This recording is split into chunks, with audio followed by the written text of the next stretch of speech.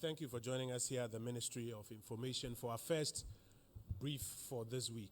This week we are looking forward to have about 2 briefs, hopefully a second one on Wednesday, to deal with, vaccination and a few other matters. But this week, our first brief today deals with 2 subjects. The Honorable Minister responsible for roads is with us. The Honorable Amwakwata is here. And he's here to outline some major projects that are underway and that the Akufo-Addo administration will be embarking upon in its second term. I'll give you some details of that shortly.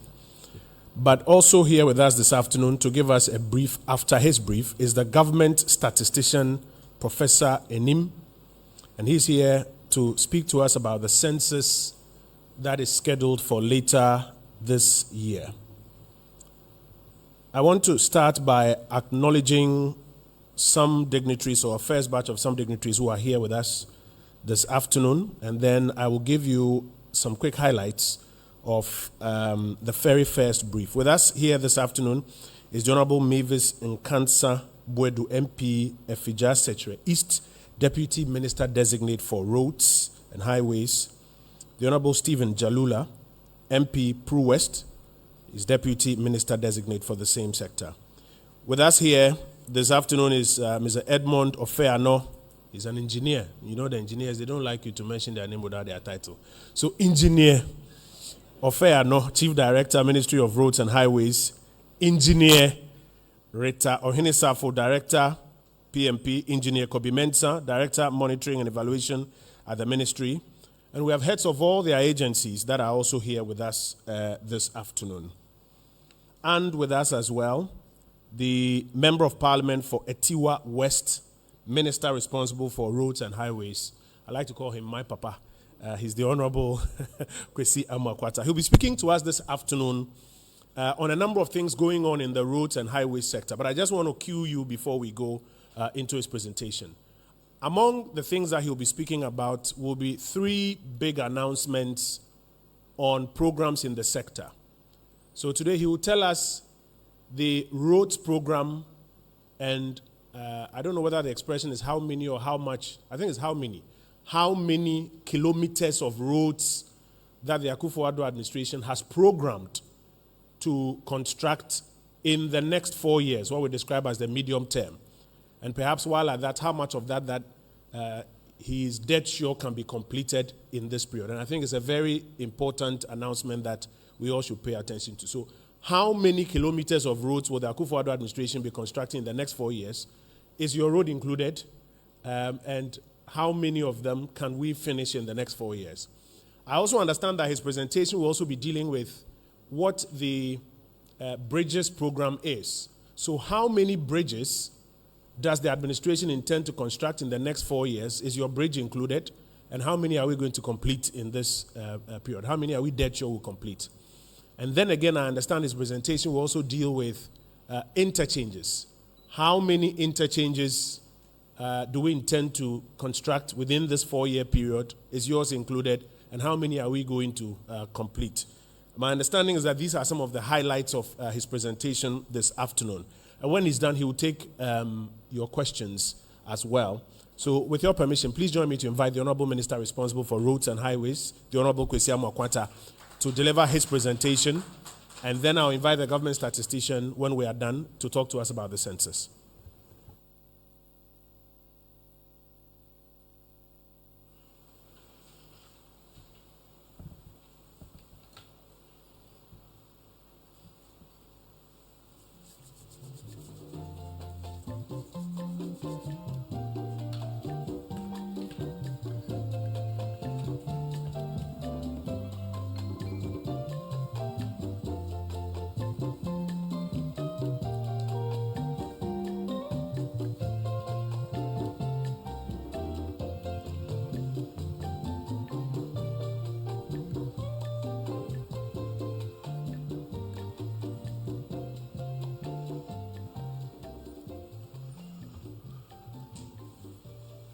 Thank you, Honorable Minister for Information for the Sector, Honorable Kojo Opon, Nkrumah.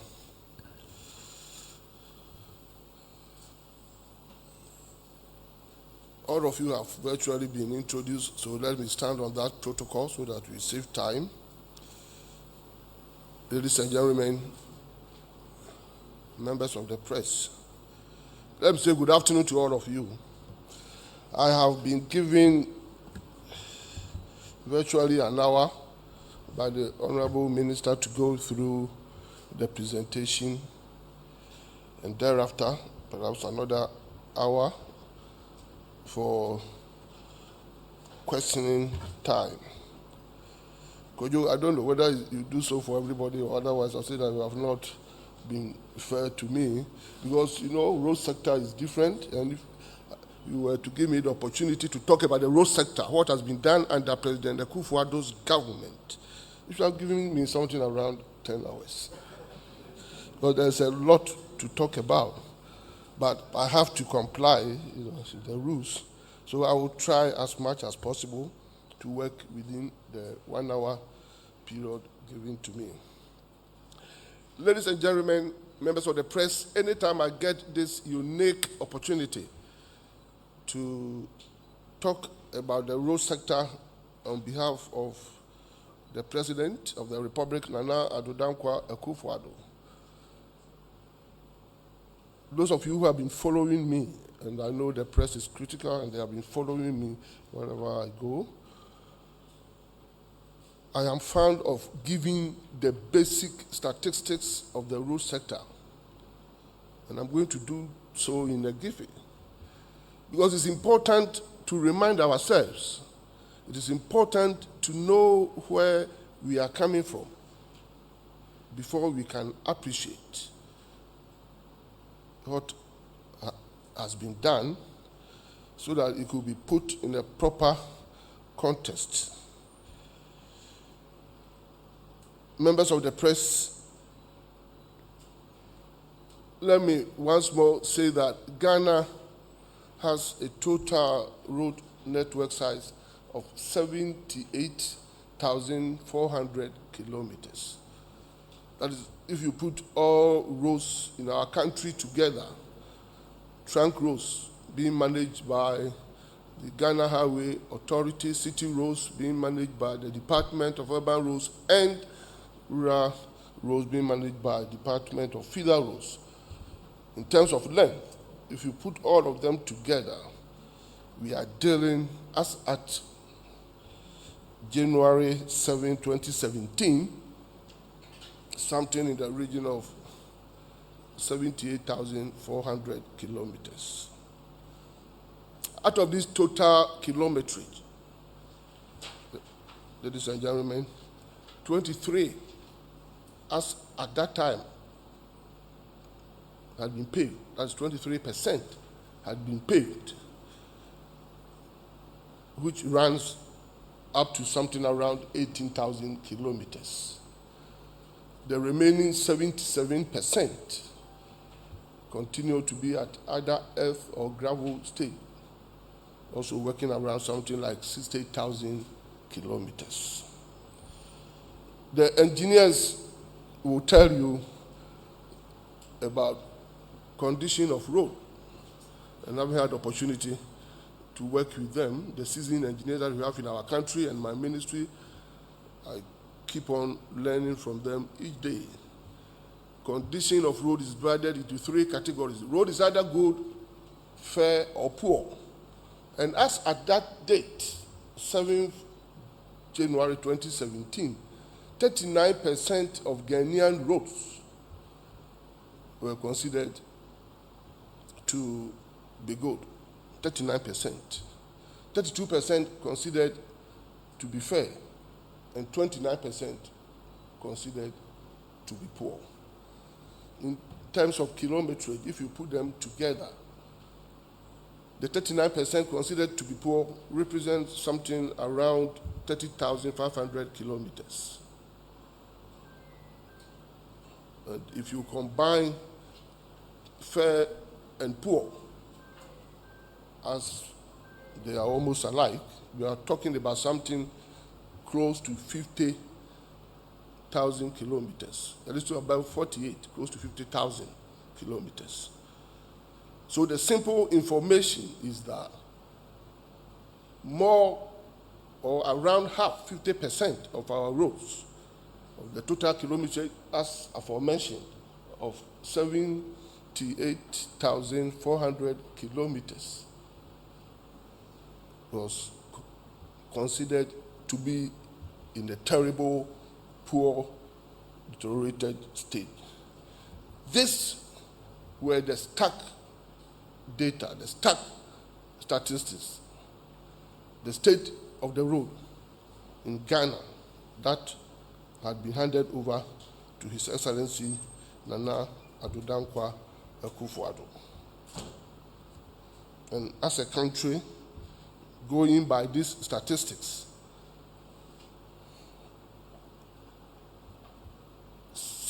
over 60 or 64 years of independence, if we had done well for ourselves, the people of this country are better judges.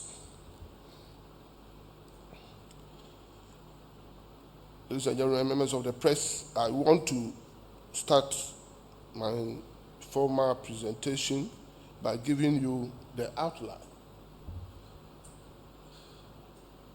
I believe it's showing on the screen.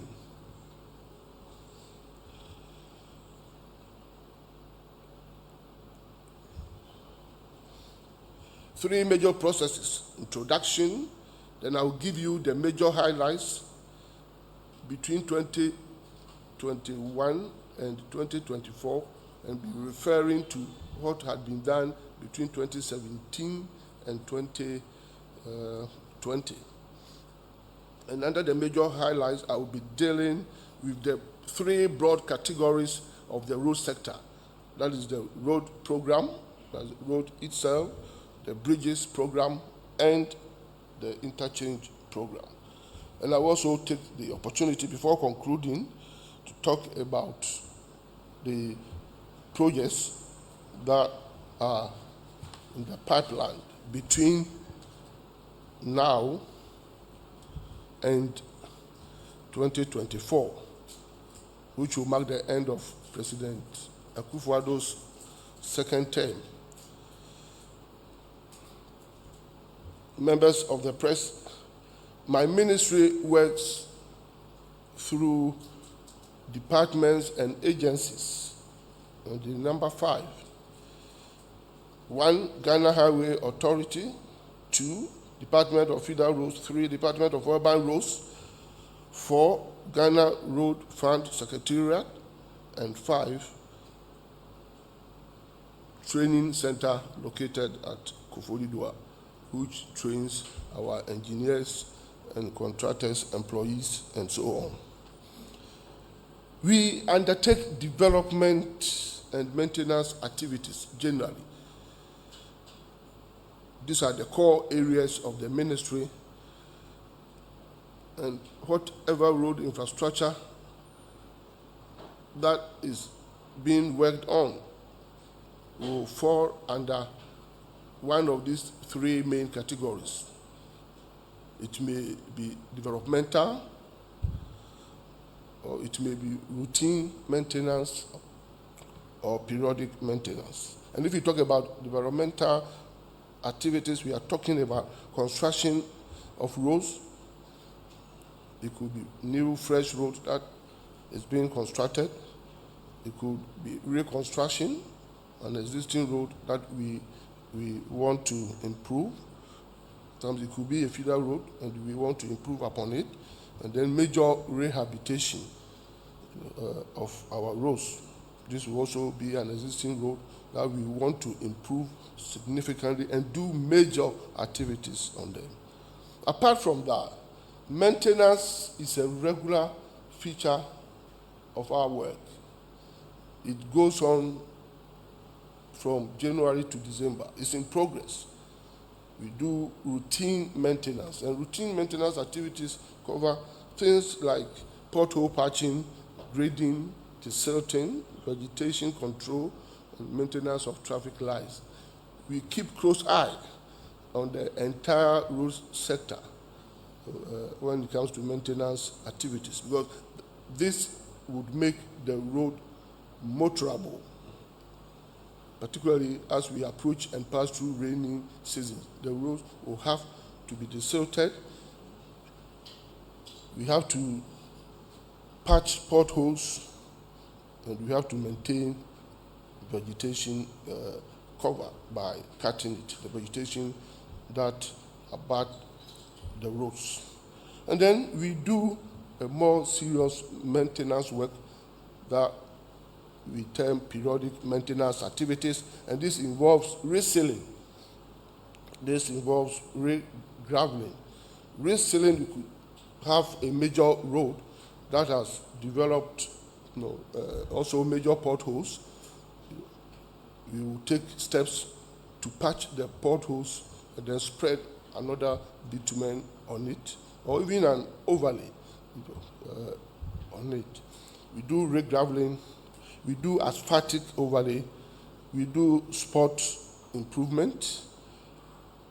If you are running on any highway, you could come to a section that might have failed. The entire stretch of the road is good, but a section might have failed due to a number of reasons. The engineers will tell you either there is a material underneath, or perhaps hidden water underneath, and you may see whilst driving that a section is demarcated, cut off, and being worked on. At times, some of these spot improvements and involve serious works to make sure that it's worked on for you to get smooth driving surface for the sake of homogeneity and uniformity on the road surface. We do partial reconstruction, upgrading, and minor rehabilitation. Let me quickly talk about the achievements made in the area of routine maintenance from 2017 up to 2020, the first term, and we have been generous enough because we are always up to date. My ministry is always up to date. So we have even included some figures for 2021. So you can see that generally we did a total of 130,671 kilometers of routine maintenance. And the figures are there for you to see what the agencies did. Department of Urban Roads did a little over 18,000. Department of Feeder Roads did a little, almost 50,000. And Ghana Highway Authority on our highways did almost 61,000 kilometers, adding up to 131,000 kilometers. That's by way of routine maintenance. Periodic maintenance, we did a total of 3,476 kilometers for same period. So from these two statistics, you can see how the government has kept close eye on the road sector, and work had continued throughout the first 4 years of President Akufo-Addo's government, COVID notwithstanding. Despite the COVID period of 2020 last year, that affected the whole world and affected every sector of every country's economy. I am happy to announce that because of the importance the government attaches to the road sector under the leadership of Nana Addo Dankwa Akufo-Addo, construction continued generally, and the road sector construction never stopped, even during the COVID period.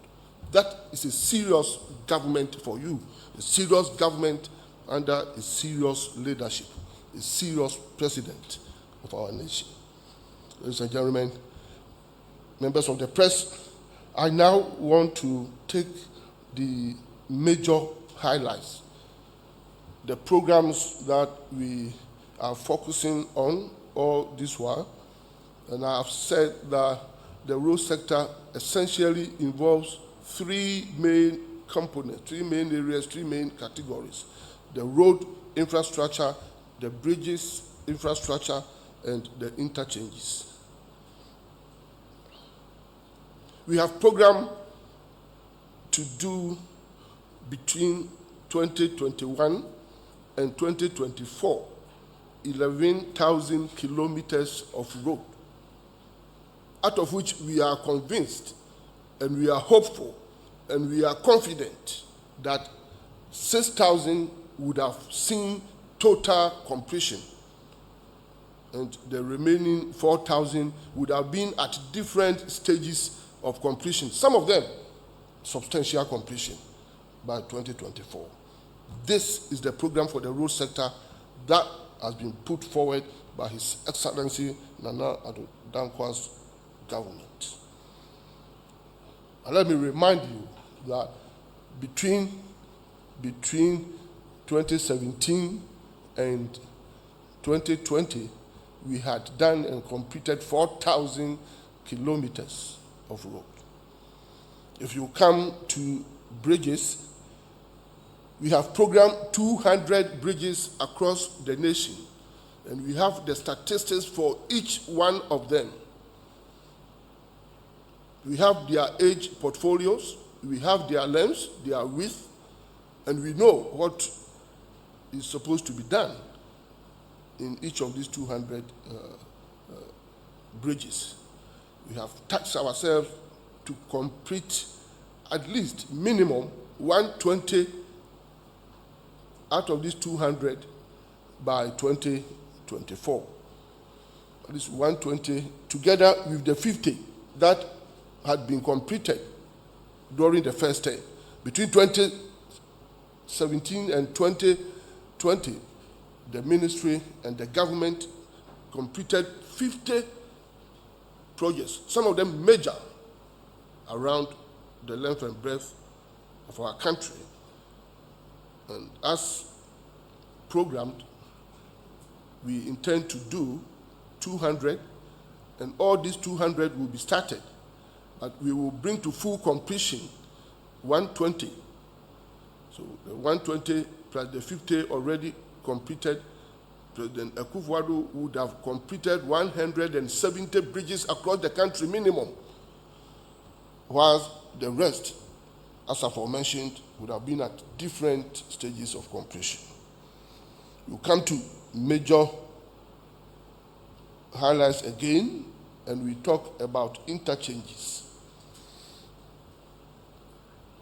As at now, and during President Akufo-Addo's first term, as many as 9 interchanges took off simultaneously.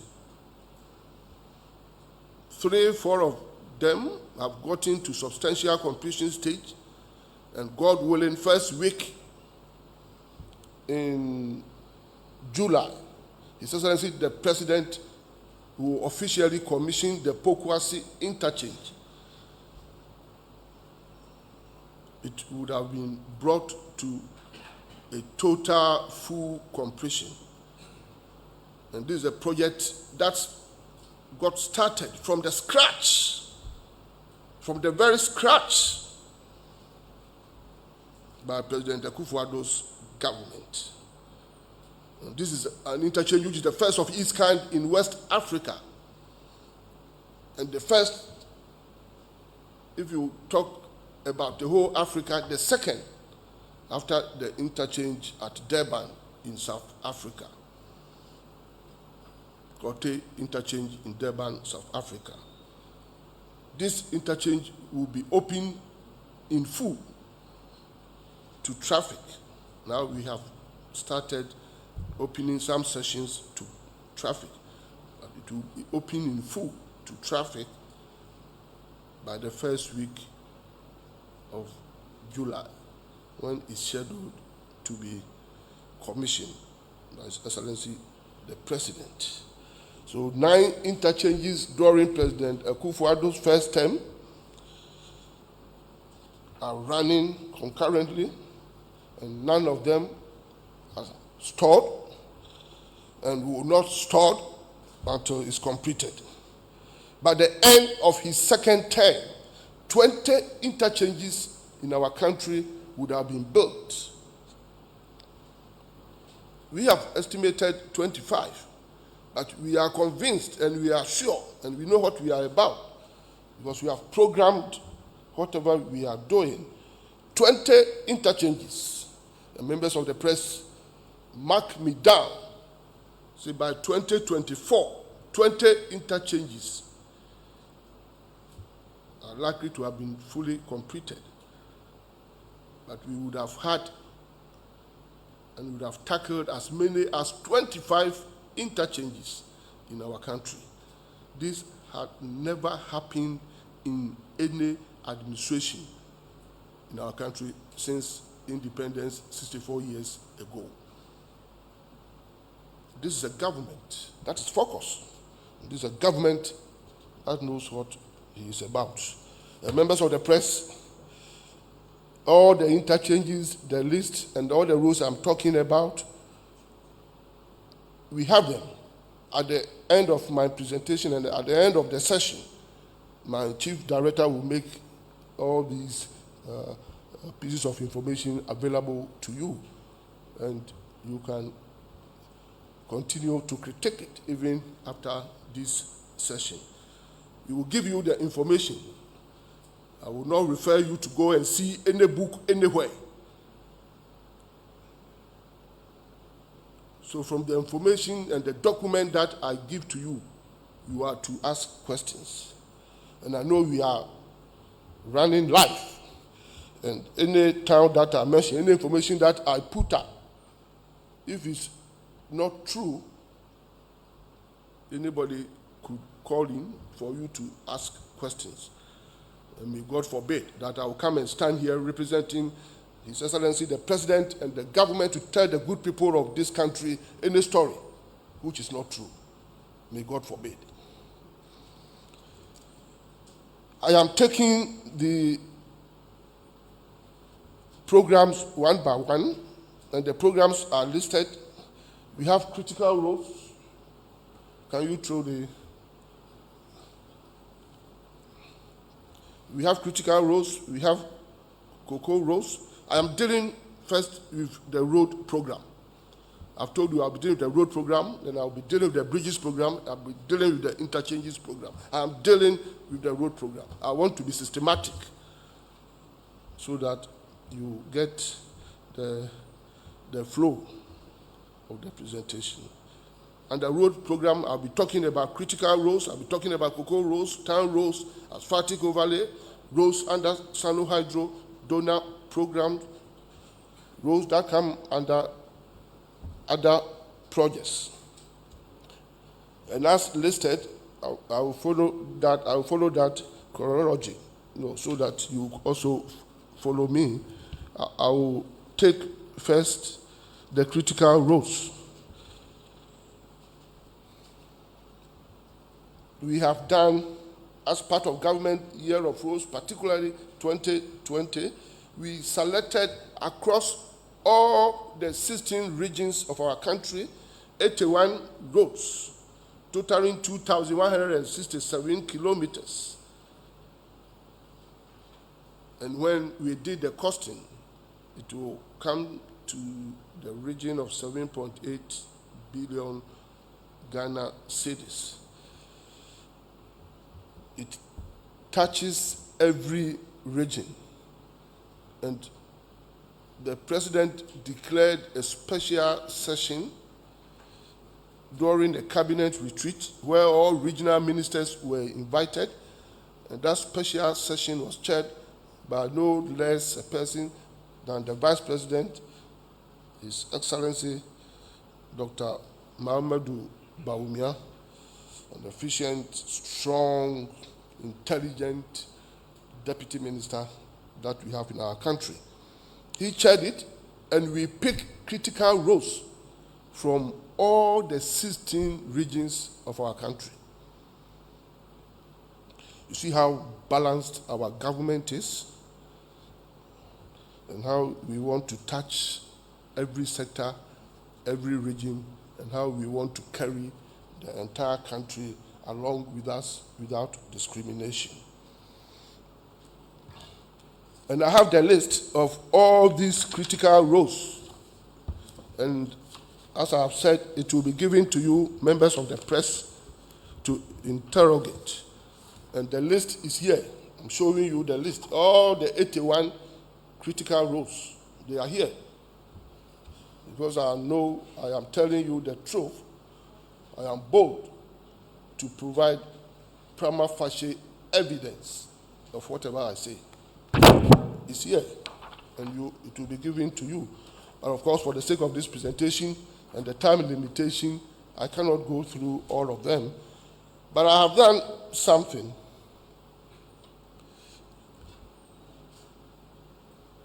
I have listed some of the roles, and you can see that I have indicated against them region, length, and progress. This was done randomly. We picked them to assure you that every single region is covered. So you can run them. Critical roads. We have upgrading of Navrongo to Naga Road, and I've given the kilometrage over there, about 35 kilometers in the Upper East, Upper West, upgrading of Wa Bolinga Yala Road. We have upgrading of Daboya Mankaligu Road. Bruno region, we have rehabilitation of Atebubu Kwame Dansu Road. Ashanti, we are doing upgrading of Anyuan Kwanta Obuasi Road. Eastern, we are reconstructing Osim Begro Road. It's at substantial completion, 95% completion. It's left with few things to be done, road furniture to be provided, and then we take over. Volta region, we are doing upgrading of Korokwati Road. Uti region, we are doing Nkonya Rampong, Kwame Krom Road, and so on. Western region, we are doing Teleku Bokaso to Nyinasi Road. Ahafo, we are doing Akrodie Sariresu Road, covering 20 kilometers. And western of, we are doing Sehuyoso Akontombra Road. It continues, but like I said, lack of time, so I can't go through all of them. 2, let's look at Cocoa Roads. Under President Nana Addo Akufo-Addo, 325 projects are currently ongoing simultaneously across cocoa growing areas in our country. This, by the time they are completed, we would have done almost 5,000 kilometers of road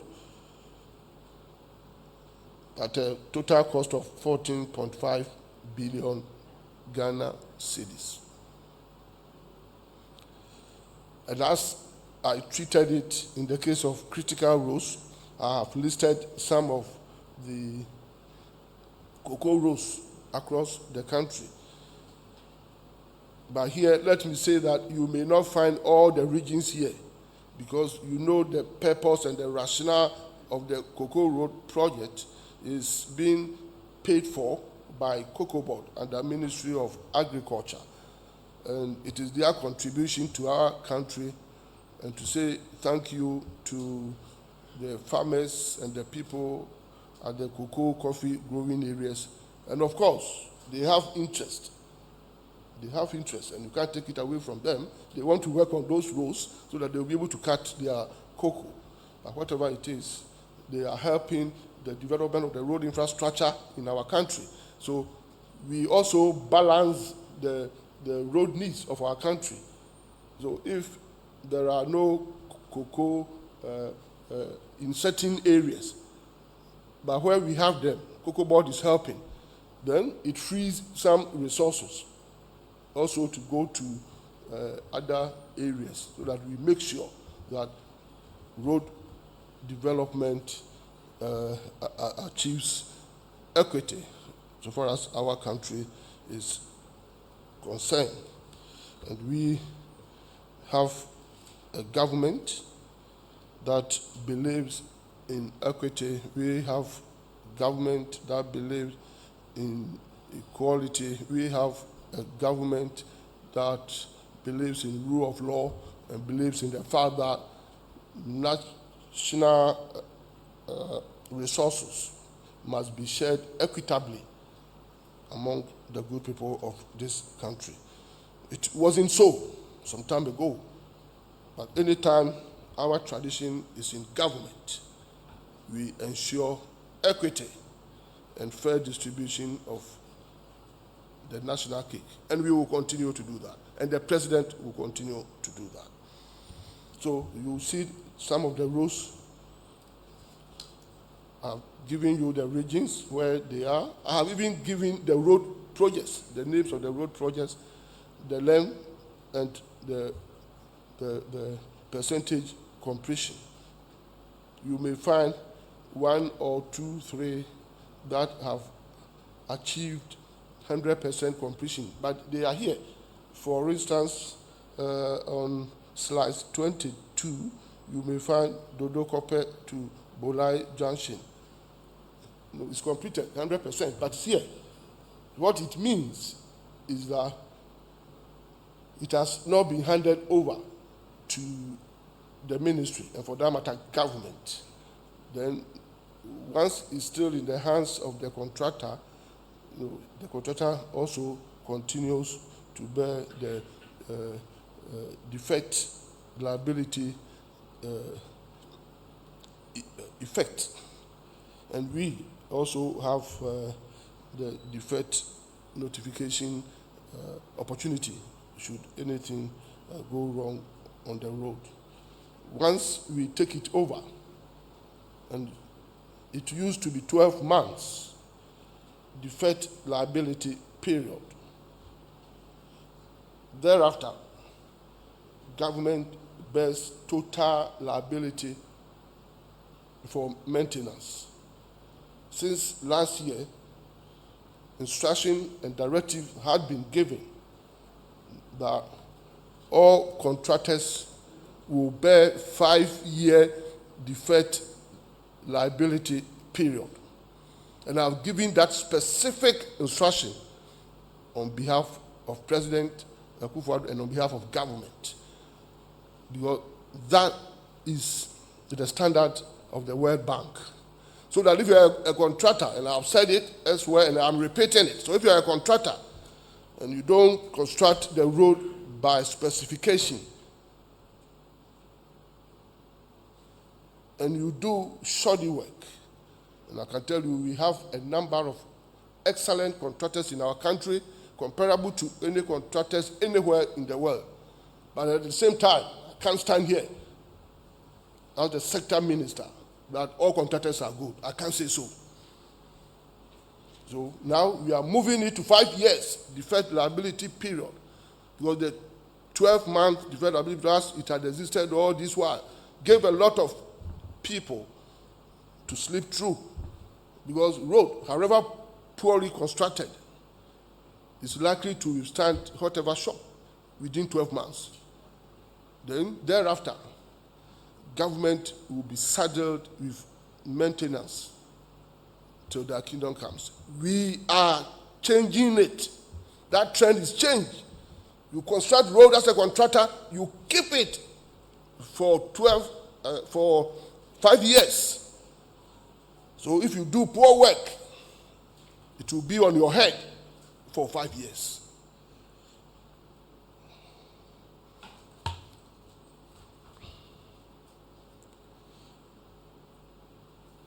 I move to town roads.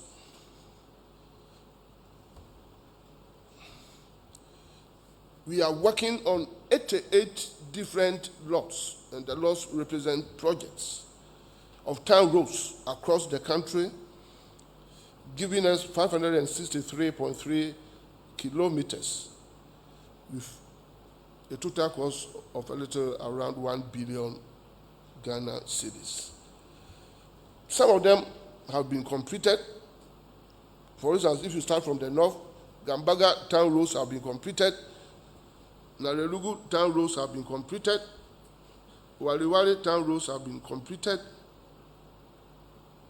Upgrading of Pristia town roads at a very high percentage, 85%. I don't know, perhaps my engineers will allow me to say it's at a substantial completion stage. I don't know. But anything from 85, 90, 95, that's how they describe it. So you can run through them. We are doing a lot of town roads across the length and breadth of our country. But again, let me repeat, you should bear in mind, it's not possible to list all these projects here. But we have them in the write-up. Here, we have just selected some of the roads.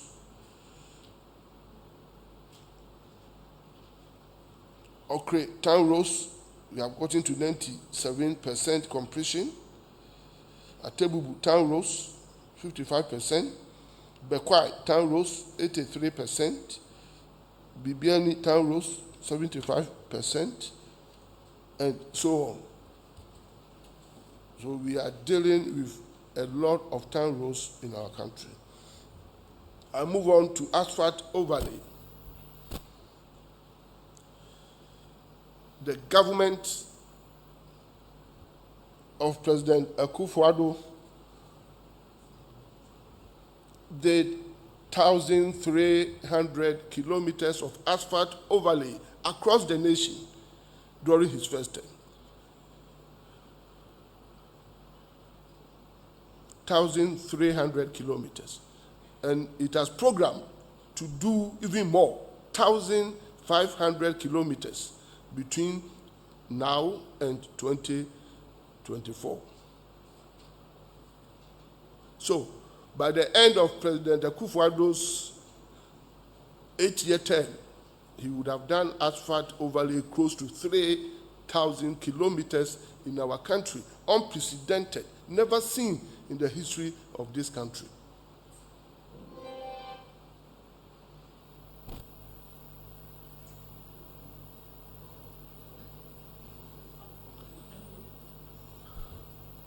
These are some of the pictures. So, all doubting Thomases, these are some of the pictures. And we have the list of the asphalt overlays done in our country. The 1,300 kilometers, I said it on the floor of Parliament, and some people wanted me to break it down to show them the evidence and to lay it on the floor of Parliament. I didn't even go to my office. I picked a phone and called, and they brought it to me, and I laid it on the floor of Parliament. What had been done, may God forbid that I represent the president and the government to tell Ghanaians what is not true. May God forbid. First time we did 1,300 kilometers of asphalt overlay, and the members of the press, I know you are critical, and you have to be critical. You have to take members of government on. Whatever anybody says, take us on. And we are not afraid, because we know we tell the good people of this country nothing but the truth.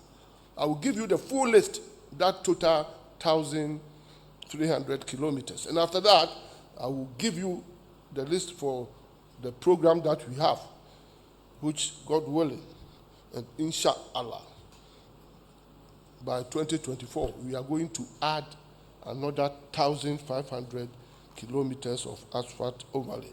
So those who haven't gotten their turn, they should have patience with us one thing after the other. Chinese proverb, a distance of 1,000 kilometers starts with a step. It's unreasonable. It will be unreasonable for anybody to think that all these roads could be done simultaneously. Within 3 years, all these roads, the statistics that I have given, that 3 years a government will be able to work on a total road network size of 78,400 kilometers within 3 years.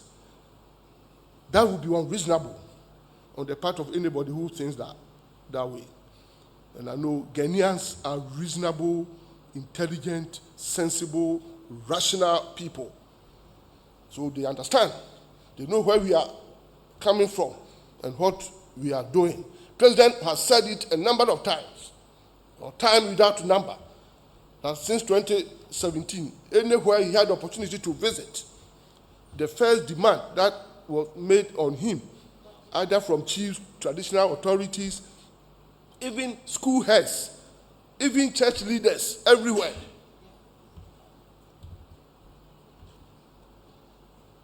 will be on roads. And if roads in this country had been fixed by successive governments in a serious, robust manner, as President Akufo-Addo has tackled it from independence 64 years ago, Ghana wouldn't have been in this state. We are focused, we have programs, we have plans, and my ministry, for that matter, government, will not be intimidated to shift from the programs that we have. I appeal to the good people of this country that they should see, and they have seen it, what is being done, the way the road sector is being tackled with courage and with seriousness. And those who haven't had their turn, very soon they will get their turn. Nobody has ever said, nobody from government has ever stood anywhere and said that all roads have been done in our country. No, nobody can say that. Neither has anybody said that we don't have bad roads in our country. We have bad roads in our country. I travel with His Excellency, the President, on a road to Hamile, a terrible road. And when we got to Hamile, on the platform, on the stage, I was privileged to sit next to him. And Ghanaians are listening to me. And I've already said that, may God forbid that I, Christian Makwata, drops anything from my lips. That is not true. I'm a Presbyterian. I'm a strong, proud Presbyterian. And I know what Presbyterian means to me. I'm a Presbyterian. On the platform, after driving on the Hamilton Road, terrible road, when we sat down, President beckoned to me and said, "Minister, did you see the road we traveled on, the towns, and the condition of the people?" I said, "Yes, Mr. President." He said, "When I was in my car, I felt like weeping." He said he felt like weeping when we were driving on that road. This is the President of the Republic. He said, that is why anywhere we go, I don't want to go with a helicopter. I want to experience and I want to drive on the roads. The President of the Republic was saying, I felt like weeping.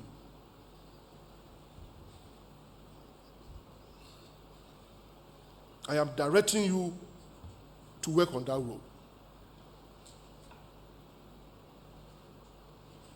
He said he felt like weeping, President of the Republic. Today, my engineers are here. That road to Hamele is done and brought to bituminous level. It was done by one of our best contractors in Upper West, Ghanem.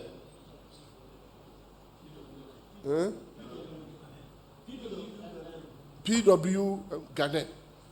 Today, go and see that road. One after the other, all roads in Ghana will be fixed. But it will be unquestionable, it will be unreasonable for anybody to think that all roads could be done simultaneously at the same time. One after the other, roads will be fixed in this country. And we are on course. And we are fixing the roads robustly. And we are fixing quality roads for this country. Gone were the days that people were doing shoddy work and were using Ghanaian money to pay them. Today, it cannot happen. And under the watch of the government, under my watch, if any road is found to be shoddily done and certified by an engineer, both the contractor and the engineer will be taken on. And all my engineers are here. I respect each one of them, but I'm not afraid of any one of them. I respect each contractor in this country, and I am not afraid of any contractor in this country. And I have the moral courage to deal with any contractor and to deal with any engineer who delivers and supervises shoddy work for the good people of this country. And they know it. I tell them every day. And I have the moral courage to deal with each one of them. I want to assure the people of this country that road construction is going on strongly, systematically, and robustly. They should therefore ignore those who, because of political propaganda, are trying to talk about roads. And I've said that if roads were tackled in a serious manner, as President Akufo-Addo is doing it now, Ghana would have finished constructing all roads. Perhaps what will be left will be the regular, routine, periodic maintenance. Again, under the Sano Hydro Master Project Facility, we are constructing road infrastructure, and we have first phase, second phase. And I believe every Ghanaian, even every child of this country, has heard of this Sano Hydro facility being championed by the government under the strong professional leadership of the Vice President, Dr. Mahamadou Bawumia. This is a project that brought in $2 billion United States dollars to build infrastructure in our country for an exchange of bauxite in the future. This is great innovation, great thinking. That is why all the time people should vote for big dreamers and big thinkers. This has never happened anywhere, not only in our country, it has never been heard of anywhere in Africa, but it happened under President Akufo-Addo's government and being championed by our illustrious son of this country, the Vice President, who is always together with the President and the government thinking around the box. And even if we come out with suggestions and ideas, you get people who will tell you that it won't work. We have had 500 million out of this, and 10 lots, the first 10 lots have been approved, and some have started. 4 of such projects are at various stages of completion. For instance, under the Lot 1, made up of 10 different projects, the Western and Cape Coast inner city roads have gotten to 60%. Ashanti and Western Feeder Roads, 36%. Rehabilitation of Jasikan to Dodo Pepesu, 35%. And Sunyani Inner City Roads have also started 5%. And as part of this first lot, we have the Tamale interchange and the Takrady interchanges. By the time we finish, we would have covered 441 kilometers of road. And the Tamale interchange has gotten to a very high level percentage of completion. The remaining 6 projects will be started before Q3. That is Accra Inner City Roads, Kumasi Inner City Roads, dualization of Adenta Dodowa Road, and then rehabilitation of Ejumako to Afrensie Road. Other donor facilities, we are doing a number of projects.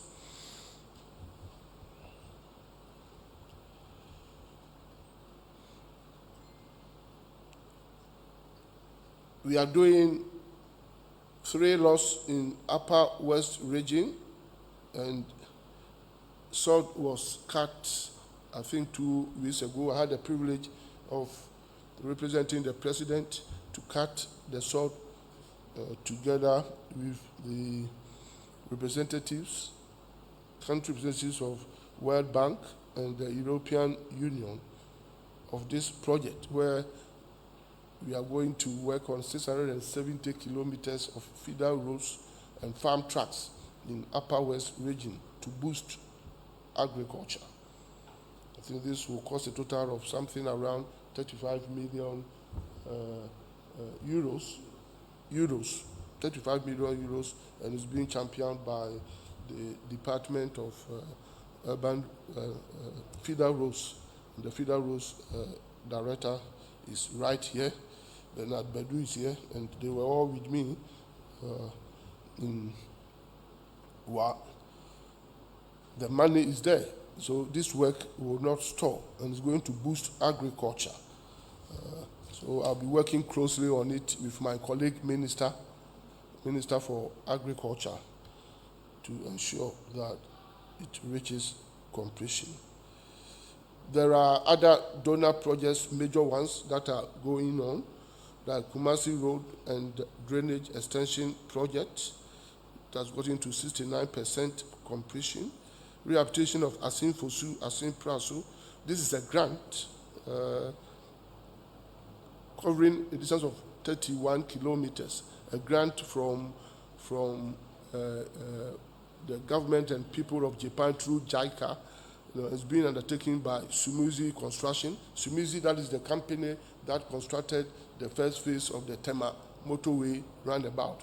Efficient company, and they are on site as we speak now. Work is going on, and in a week's time from now, I'll have the privilege to visit them with my technical people. Work is going on everywhere in this country. So people should open their eyes and follow us and watch.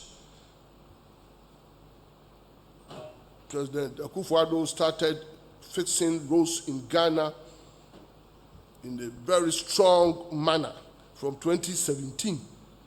So at times it's ridiculous that you hear somebody saying, we are in 2021, fix roads. You are far behind. You are years and months behind. Those people should double up and follow us and know where we are. We have left them behind. When roads were being fixed from January 2017, with speed, but without sacrificing quality. Hey, 4 or 5 years on, we should fix roads. You are late. You are far behind.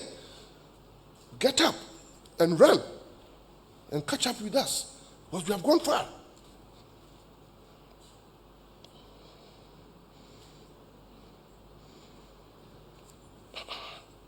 There are other developmental projects.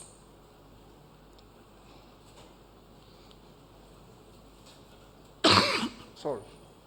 And the government has secured funding for the following projects: dualization of Tema Akosombo, covering a distance of 4 kilometers. And as we speak now, the contractor is on site working in Zag construction. Dualization of Tema Aflao, a distance of 17 kilometers with 4 to 5 different interchanges. And it will go beyond the Central University location. The first 17 kilometers are being dualized, and it's being undertaken by a company called BHM, a British company. They are on site as we speak now, and they are working. Thank you. Thank you.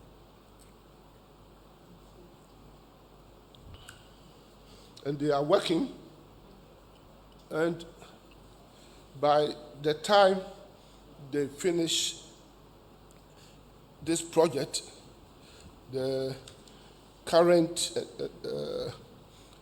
traffic congestion that we experience there will be a thing of the past, because it's a very important stretch, and there is a program to dualize it up to Afrawo. It's part of the dualization program, and even more so with the location of the Central University, Center of Academic Excellence. That place, anytime they are doing graduation or any function there, nobody can access the road. And with our government, we don't joke with education, because it's education that builds knowledge. We have to free that stretch of road of congestion. I have therefore directed the contractor, BHM, and I visited them about 2.5 weeks ago, to work at the Pong intersection as quickly as practicable to enable traffic flow on that road. The La Beach Road completion project is also ongoing. It's being undertaken by 2 different contractors, and it starts from the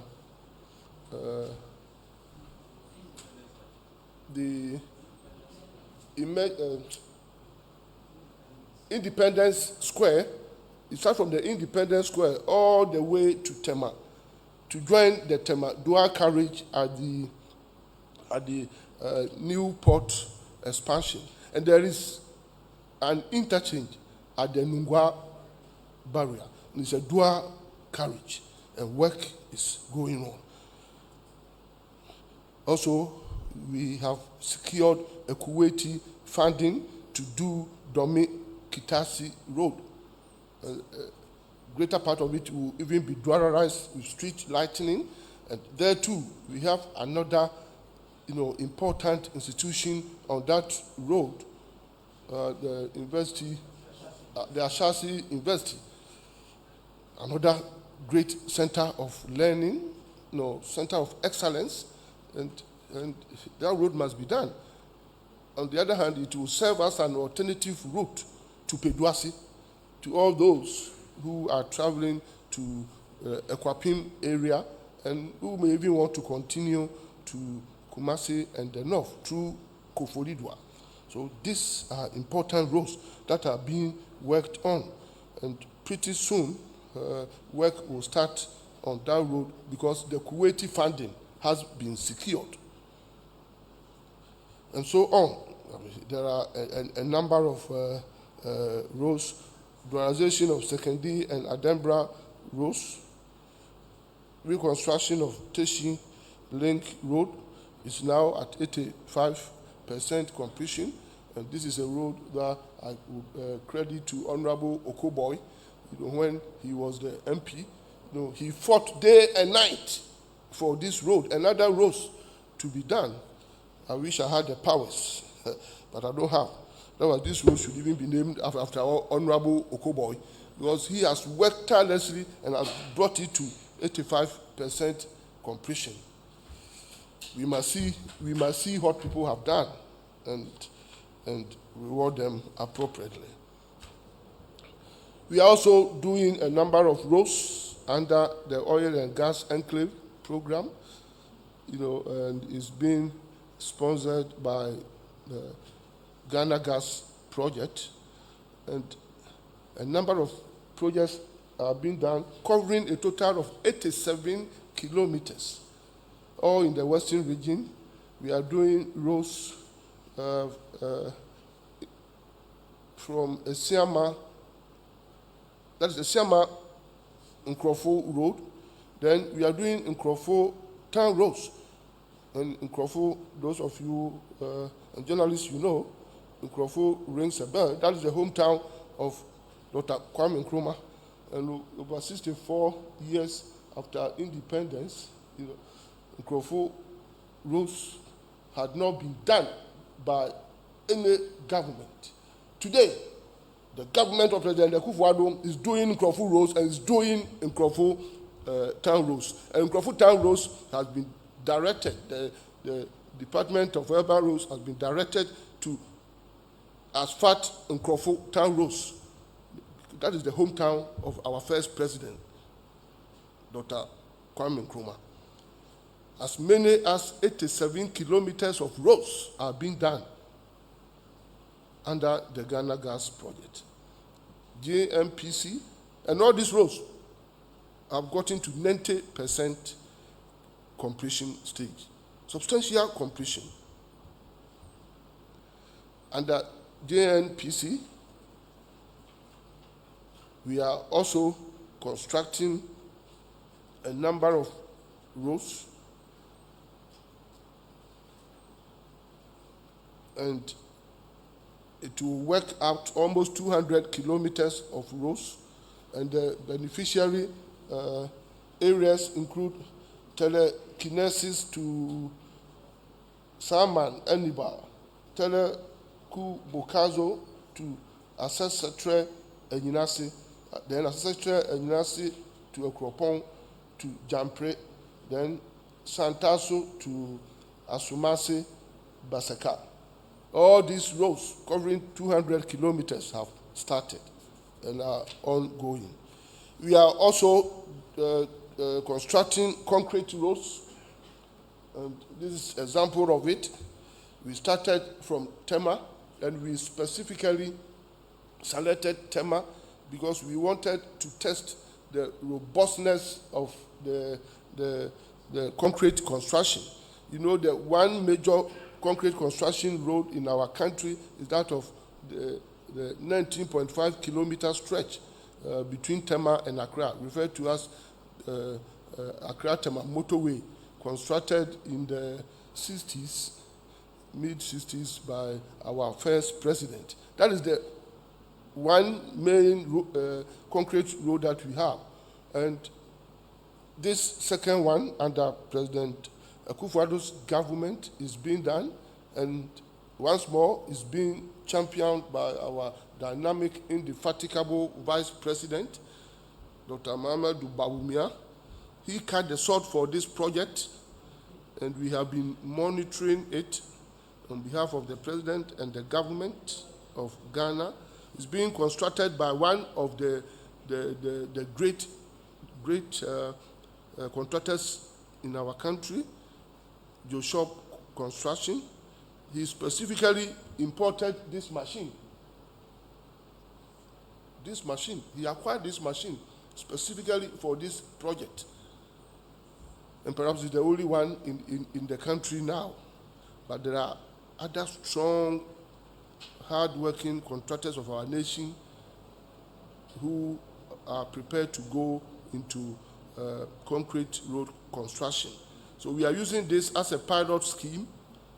This is in Tema, the Steelworks area. Those of you who live in Tema, you have seen it. He has done a lot of good work, and the first phase, covering a distance of 4.2 kilometers, is being brought to an end and will be commissioned. Then it will encourage us to look at other areas. This is expected to cost about 35.9 million Ghana cedis.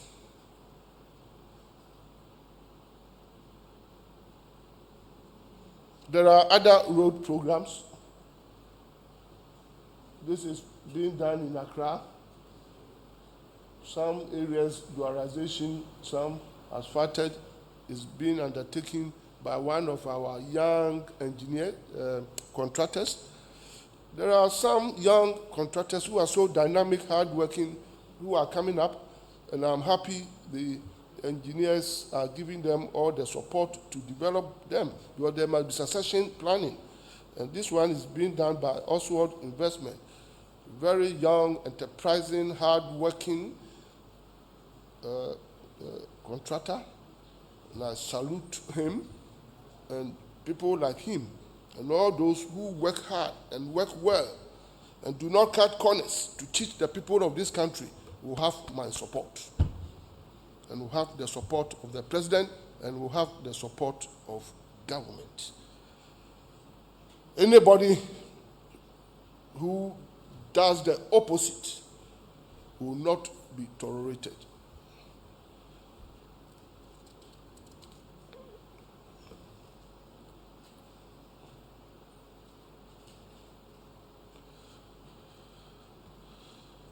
This is the handiwork of Asphalt Investments.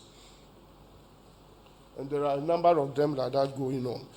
Because of time, let me move fast. Bridges. Let's move on to bridges. I have finished the road bridges. I've said that we did 50 bridges during President Akufo-Addo's first term, and the second term we have programmed and scheduled 200, out of which we are confident that 120 will be completed during the second term, whilst the remaining 80 of the 200 will be at various levels of completion, so that by 7th January 2025, God willing, if President Akufo-Addo is handing over the baton to an MPP president, inshallah, the road sector, we could boast of doing 50 plus 250 bridges in the road sector alone. And I've listed them, some of them major bridges. Let me point out 2 or 3. Volivo Bridge is being put on the Volta River at around Estuary. Volivo Bridge will also serve as an alternative bridge to Adomi. And the people of this country can recall that anytime the Adomi Bridge develops any problem, our brothers and sisters in the Volta region and all those who travel to the eastern side, go through terrible time. Some sleep at Adomi area for days, if not weeks, before they are able to cross the river.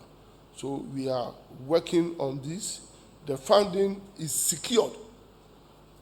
The government and people of Japan is giving us the funding. It's secured, I can assure you, but they were awaiting the construction of the roads leading to the area, and that one too, we have secured funding. So that bridge will be fixed very soon. Then Adoso Echi Amanfrom Bridge, that will cross to Afram Prince, is also being worked on and is going to be fixed.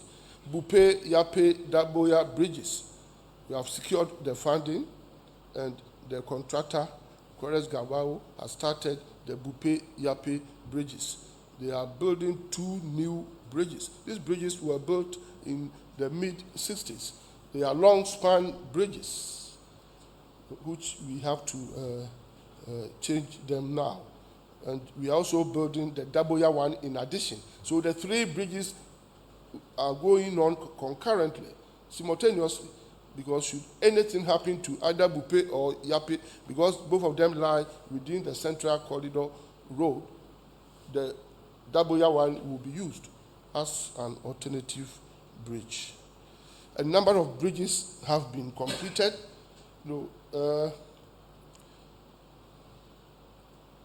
GHA alone, and the Chief Executive Baba Kasim is here, GHA alone has completed as many as 20 bridges. So a number of bridges from the point, those in red, downwards, and you can roll it over. The next two slides. These are some of the bridges that have been built. And these bridges are in Ghana. They are in Ghana. Don't think that these are bridges in Ghana, built in Ghana during President Akufo-Addo's time. Some are Spanish bridges. Some are Czech bridges. We can show more and more. Show them more. We have built all these bridges in Ghana within a period of 3.5 years. And as many as 50 bridges have been completed. This is a serious government under a serious president. We have built a number of footbridges. Let me go on to interchanges. Because my time is almost up. I've seen the way Kojo has been eyeing me. But except that he told you, except that I am his papa, so I have that privilege. He can't control me. So. But I won't create problems for him.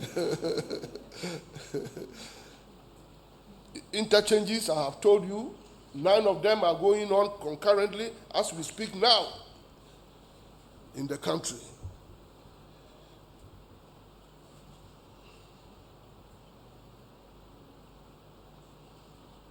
$25 have been earmarked, and we hope to finish 20 before the end of President Akufo-Addo's term.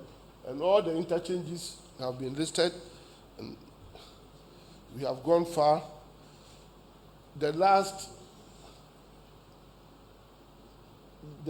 9 are in the construction stage. They are going on concurrently. And show the people of this country some of the interchanges. This is when President Obechebi Lamte, President Akufo-Addo was cutting the sod. We have finished the phase 1. They are building the phase 2, and the phase 2 has commenced. I believe you travel through Obechebi Lamte Circle. Any major project started by President Akufo-Addo is going on. It has not been stopped because there have been proper planning. We don't do things anyhow, as some people did. We do things properly.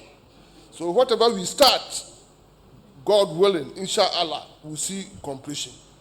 No major project under our government will get stopped, God willing.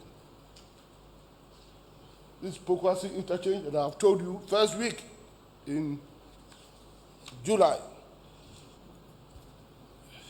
President Akufo-Addo will be commissioning it. And the members of the press, I invite all of you in advance.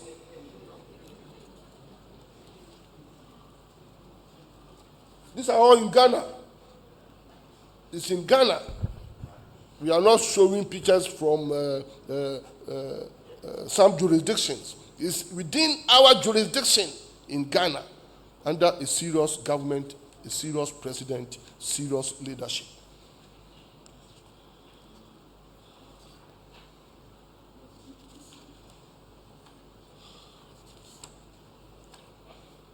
Let me conclude. I know people want me to conclude.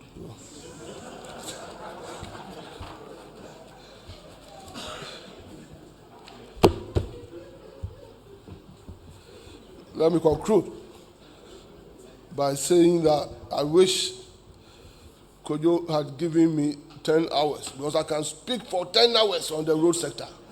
and I will have a story to tell on behalf of His Excellency Nana Addo Dankwa Akufo-Addo. So the people of this country, I want to assure you that the president is focused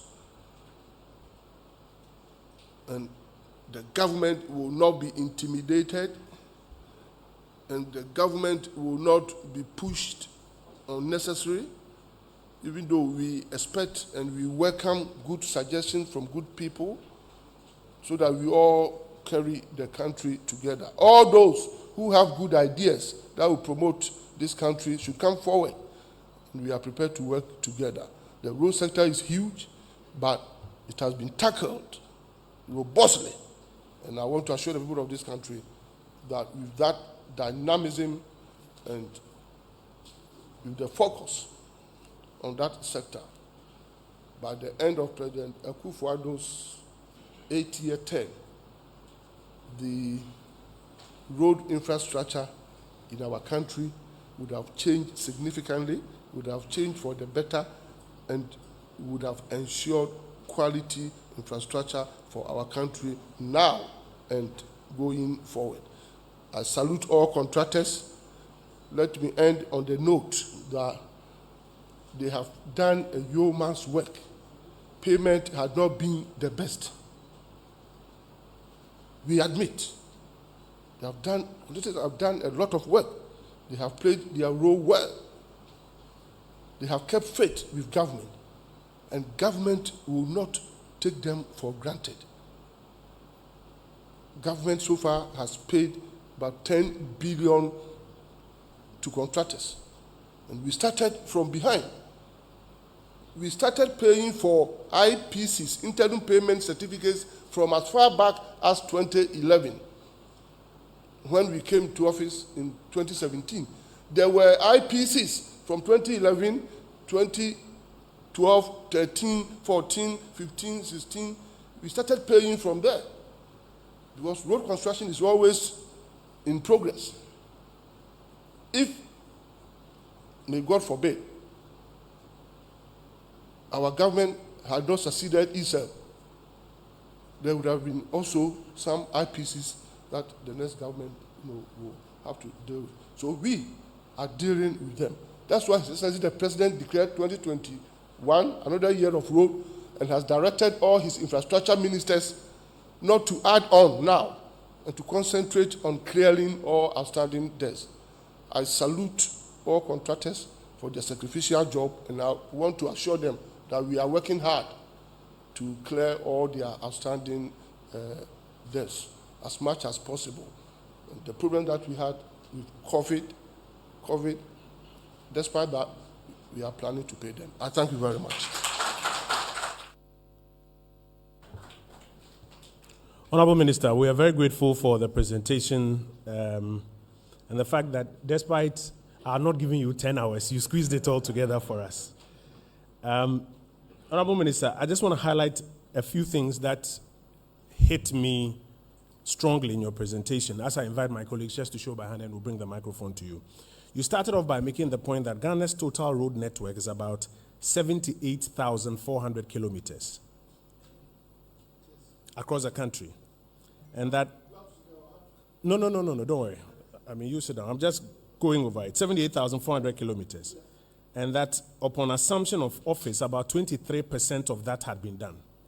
No, 23 from independence. Yes. Only 23% had been paid. That's ever since. Yes. The remaining 77. Yes. So this is as at 2017 January, upon assumption of office, only about 23% of the 78,000 kilometers had ever been paved. And let me add that at the moment, my engineers, the technical people, are doing the next exercise.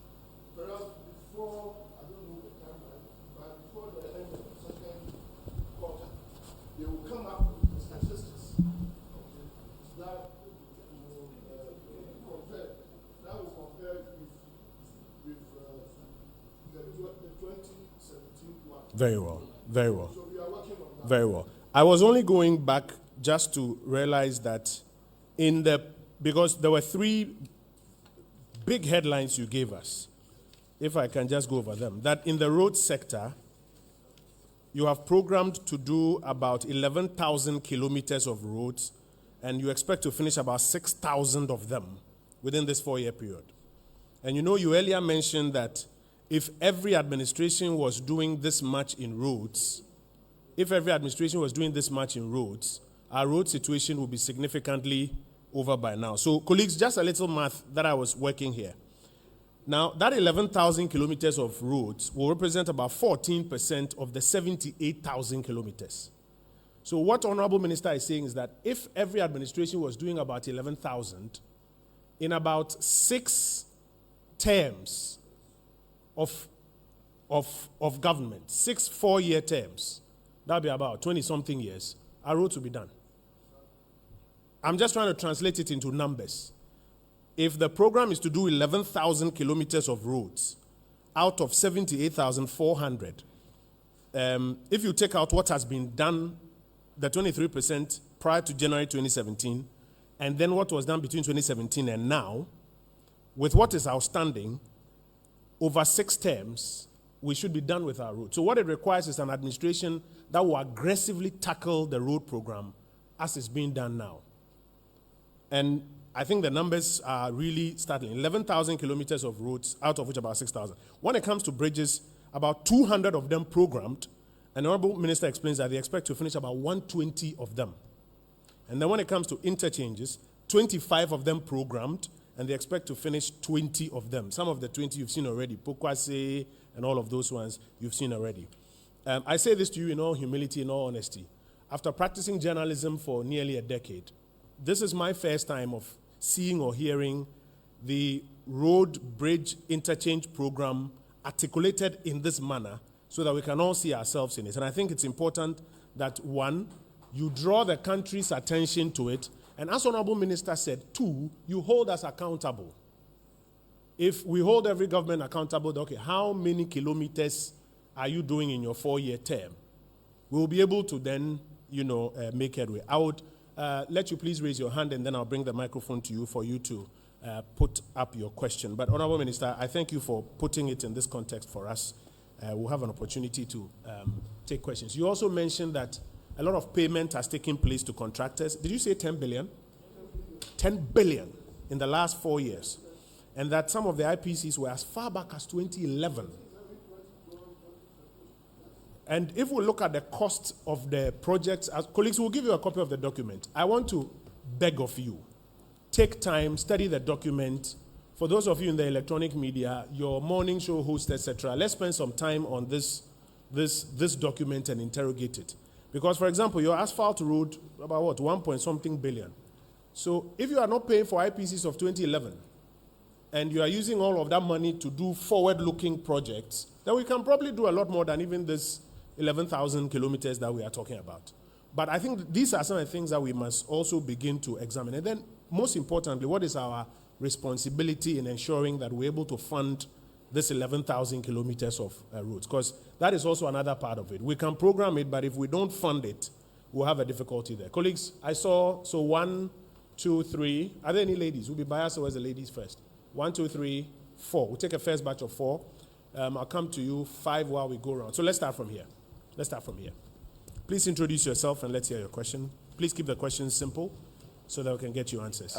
My name is John Awuni. In the minister's prefatory message, he indicated that what he was going to present was the truth and nothing but the truth, because it has been the program was beamed live on Ghana television. Somebody from the recent saw that was cut in the Upper West region for the EU-funded 35,670 kilometer reach agricultural roads. 670 kilometers of roads, agricultural roads in the Upper West region. Yeah. A citizen from that part of the country is saying that as of 2019, Ministry of Food and Agriculture statistics on maize production in Ghana, about 38,173 metric tons were produced from the Sisala East, Sisala West, and then I think East or so. So that is the Sisala area. And it's not as if those areas, they have good agricultural roads, but the sort that was cut, unfortunately, did not include those areas, which is also predominantly the food basket of the region.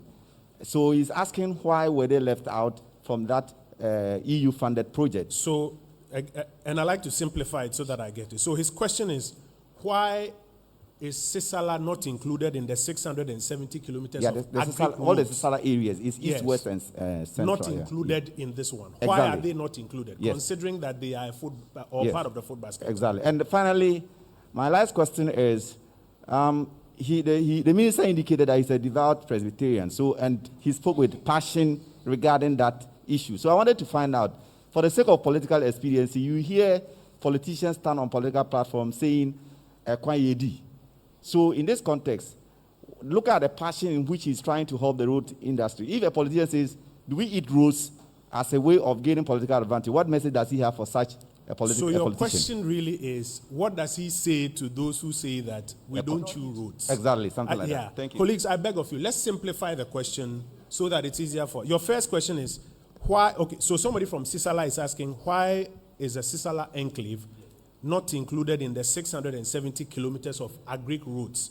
Assuming that is the truth, that is not included, why is it not included? Your second question is, what does he say to people who say that roads, we don't chop? Okay, all right. I'll come for answers later. Honorable Minister, please note it down. I'll come for answers. Yes, sir. Well, thank you very much. I am Lansa Musa with GH1 TV. Yes, go ahead, sir. The road linking the two upper regions, Upper East and Upper West, has always been in the budgets of successive governments. But today in his presentation, I've not heard anything regarding that. What's the name specifically of this? Because I'm sure there'll be The multiple. Upper East, Upper West. The Wabolgatanga Road. Good. So the what is- Wabolgatanga yes. Road is what you are talking Yes. about. How soon are we going to see it completed? Yeah. Yes, through Tumu. Tumu, yes. Tua, yes. Okay, Thank so you. Minister, I'll come for an answer. So Bolga, Navrongo, Tumu. Tumuwa. So Bolga, Navrongo, Tumuwa. Does he have an update on that one? Thank you. Colleagues, once again, let's be specific and straight to the point so that I can get your answers. Chairman, Nana, what is your question? Good afternoon, Honorable Minister. I like your fortitude. I want to ask you three simple questions. One, a country of 64 good years, if it were a human being, the person would be an old person by now. We don't have a single express route. What does that talk about us? As a country, or at progression, are we having a plan of having an express route in the near future? And then my second question, the dualization of Cape Coast Accra Road, Accra Kumasi Road, especially Accra Kumasi Road, has been stalled for some time now. And people are very aggressive to know why that road has been stalled. What is happening to it? Okay. My The third question. one. Please listen to it, because I have a number of roads. There's a road stretching from Mpraiso, Akosihu, Onymuso, Agogo, Mampong to Judah. You can take that road along the Afram Plains straight to the north. It was in plan, I don't know, Honorable Ban Road you mentioned it some time ago. What has happened to that road? Okay. And then one road also from Odan Kwanta to Nkoko, and then Akodie Kwapong to Sankore. What is happening to those? Because I learned that will be fixed, because I knew that from about 20 to 30 years ago. They are still Can you rough mention the road again? The last one that you the mentioned. one from The one to Sankore. Gosu Akodie Kwapong Sankore Road. So go also to Sankore. Yeah. What has happened to it? All right, thank you. Thank you very much. Colleagues, let me also caution that we're not going to make this about what about this road and what about that road. There's a big roads program that has been announced. So while we will take these ones, I want to caution that it's not going to be about what about this road and what about that. There's a bigger picture that we are dealing with. Yes, sir. You'll be the final one for this batch. Go ahead, sir. My name is Paul. Honorable, you made mention about critical roads. What qualifies a road to be critical on government's projects? And my other question has to do with in northern part of Ghana. Going to Sabuba, we have a road from Yendi to Sabuba that in 2018, no, not 2015 coming downwards, there was a contractor on that road working. Since government succeeded in 2017, the project stalled. I want to find out why and what happened to that project, because looking at what is going on there, when it rains, people have to find an alternative route to Tamale. So your question is, what is the status of the Yendi to Saboba road? Yes. Okay. Like I mentioned, we're not going to make this about, Minister, let me highlight, I think, one of the bigger issues, and I'll let you deal with some of the specifics, and then we'll move back to the bigger conversation. So what qualifies a road as a critical road? I think that's one of the bigger umbrella questions. Before, a few specific questions like Yendi Saboba, Goso Sankore, or Dan Koko, which is my road, incidentally, Praeso, Ejura. Then the dualization of Accra, Cape Coast, Accra, Kumasi roads. And then there's a question about whether or not we plan to have an expressway in Ghana. That is also based on what is an expressway. Is that Temamoto Way an expressway? I don't know. No, I know what it's talking about. So please help us out. Yeah, so I don't know where to start from, but I can take them one after the other. Perhaps a critical route as a bigger subject. Yeah. Thank you. Thank you very much. Let me salute all of you who ask questions. All your questions are relevant and necessary. Well done. I should say well done to all of you. It gives me the opportunity to expatiate on some of these things. Yeah, critical roads. Let me say that every road in Ghana, wherever it lies, if we were to have all the resources qualified to be important, qualified to be critical. Every road, anywhere, whether it is in your village or my village or anywhere. But we know that it's impossible to deal with all roads at the same time. So we have to do some prioritization. Some roads must be done first by taking certain things into consideration. You could have a road that leads to, say, a big farming area. You can look at it because if it's done, you will be able to carry farm produce along it. For instance, why do we say that the Eastern Corridor Road, for instance, is critical to government? Because the critical nature of it is that that road starts from Tema and covers a distance of about 678 kilometers all the way to the north. And if you are going to the north from the south and you use the Central Corridor Road, Central Corridor Road means you are moving from Accra, Kumasi, Tamale to, say, Tumu. If at the same time another person leaves through Tema, assuming all the Eastern Corridor Road have been done, as we are striving to do now there are contractors all throughout. Assuming it's done, the one who uses the Central, the Eastern Corridor Road will shorten the journey by as many as 100 kilometers. You understand? And it also passes through food growing areas, food basket areas. So such a road, you don't toy with it. Again, such a road, you take it seriously because it links Tema Port and all our landlocked countries, Burkina Faso, Niger, Mali, they all take their cargo from Tema Port. So you know the economic importance for this country. So such a road, straight away, you pick it as a critical road. You take Bolga, Boku, Pomakro Road, for instance, covering a distance of about 109 kilometers. 109 kilometers. So it links Ghana to, say, Sankasi, northern part of Togo. Economic activities for our brothers and sisters, who are on that.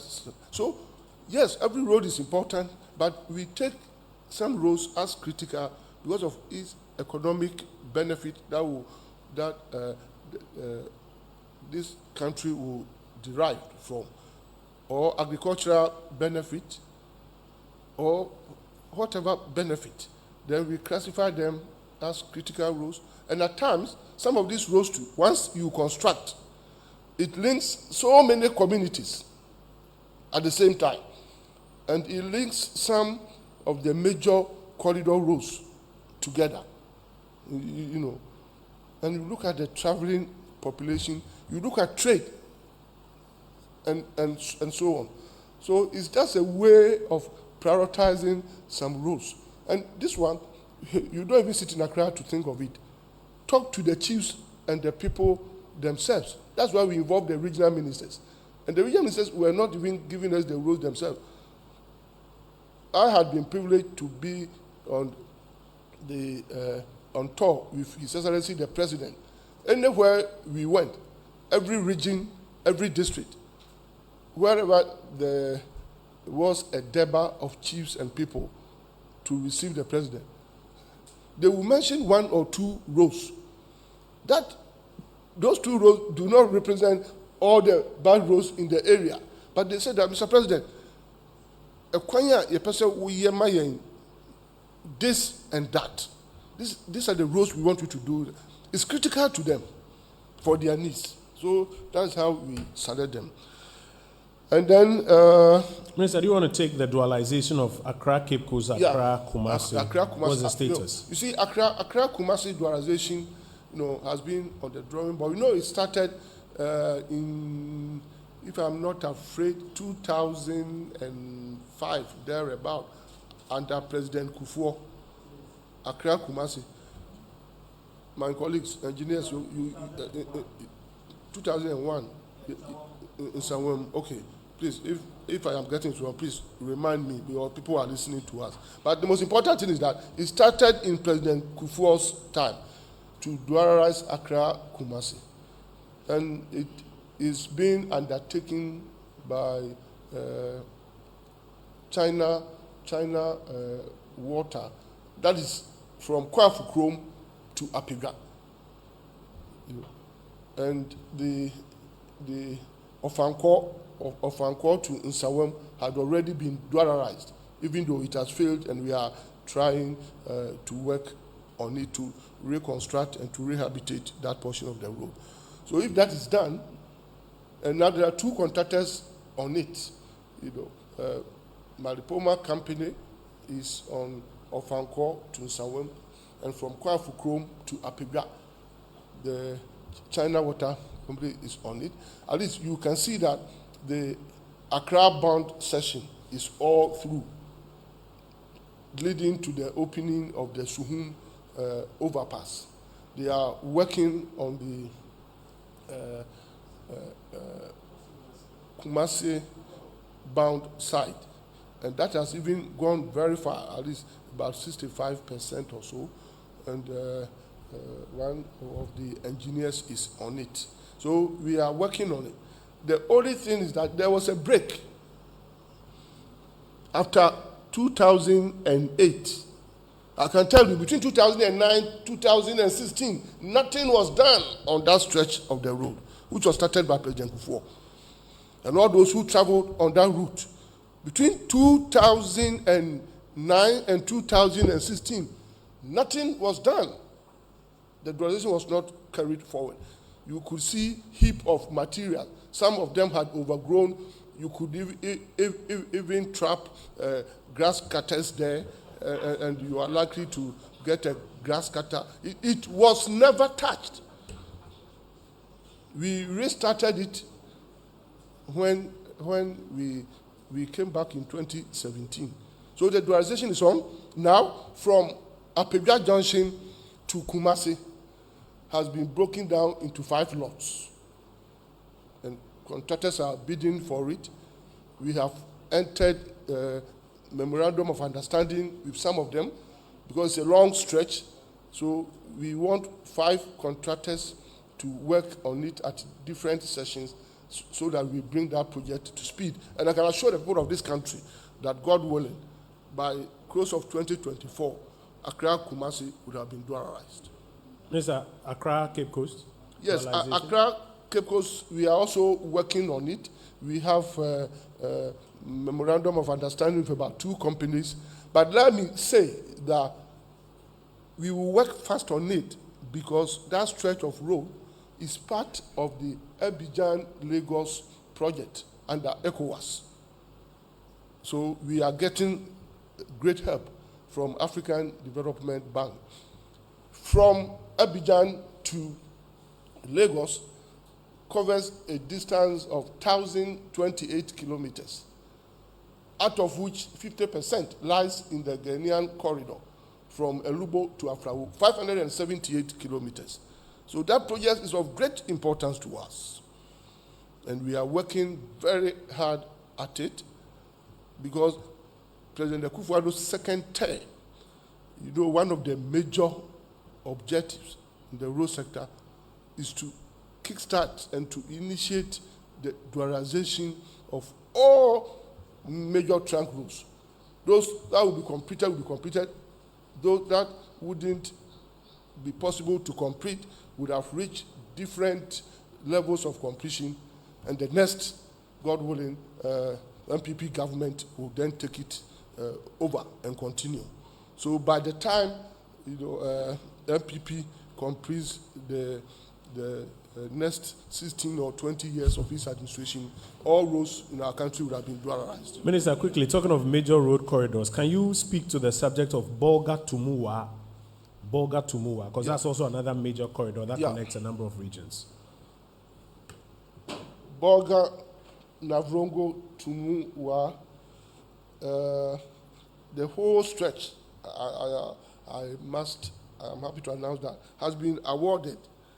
And 3 contractors are on it: Maintain, Mawooms, and Greenhouse. I'm happy that question was asked because it's a very important stretch of road. So we are working on it. And the only factory we have for how do we call it? Spinning, cotton. The only thing we have is in Tumu. I have visited there before, and cotton is grown around that area.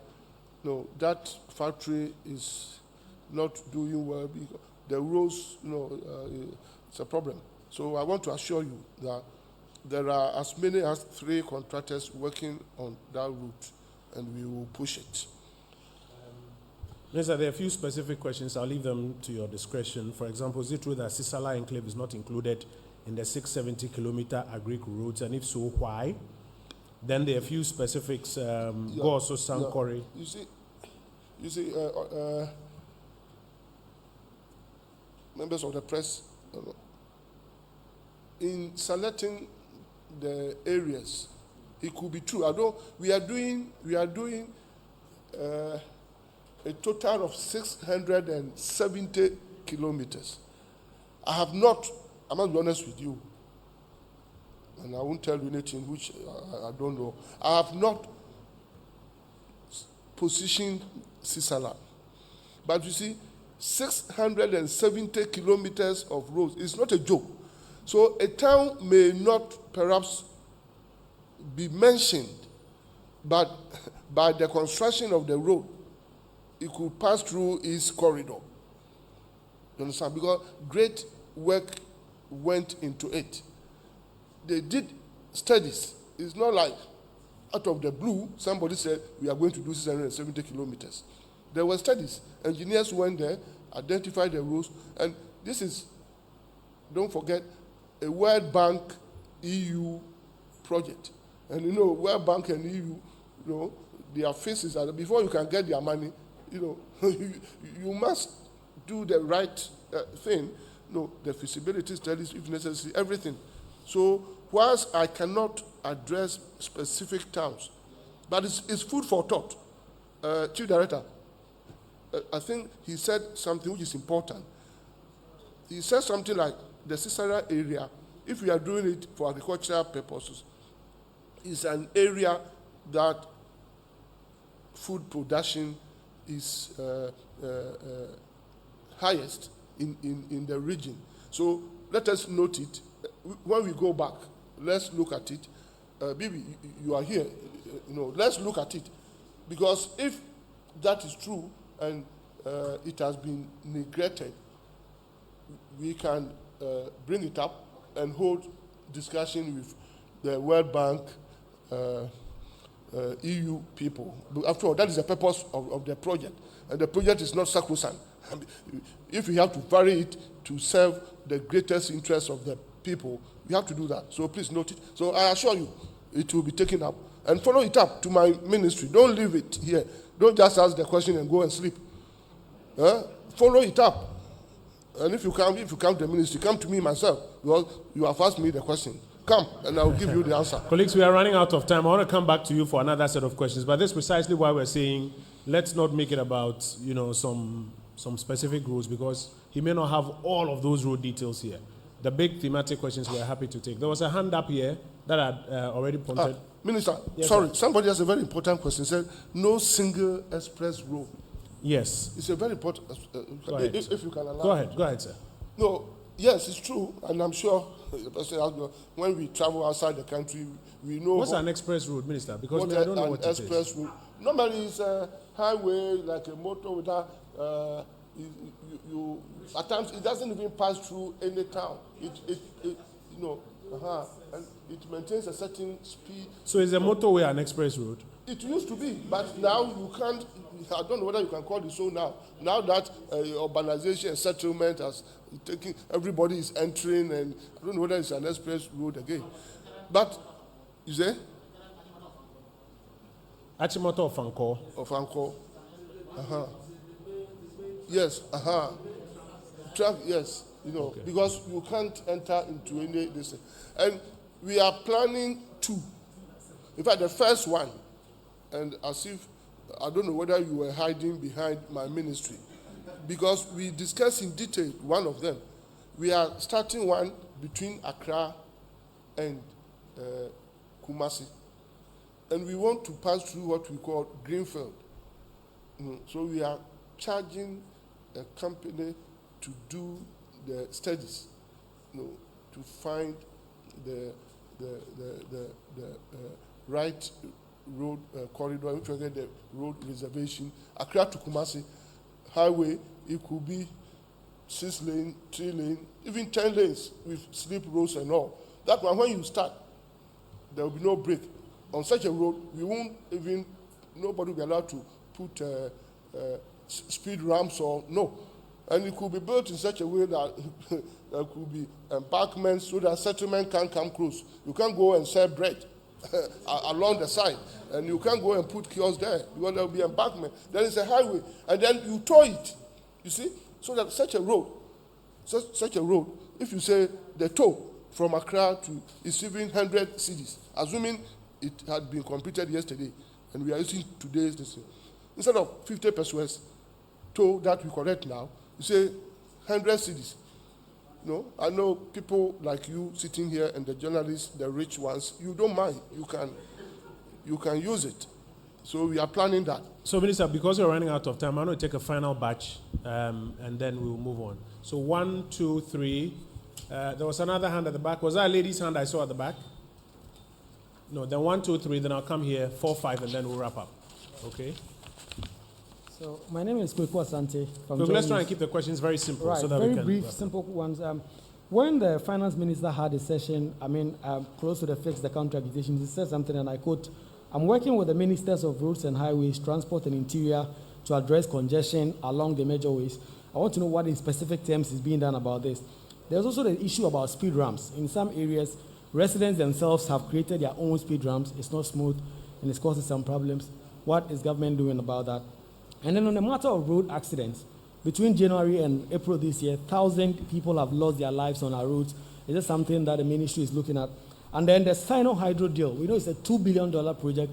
How much has the Chinese government, released to government so far about this? And then I think you showed it in the PowerPoint presentation. Did I see 500 million? Yeah. Okay. We saw and so on the matter of the... Unfortunately, Kweku, I have to move on. Right, I have to move on and take up this. Yes, sir.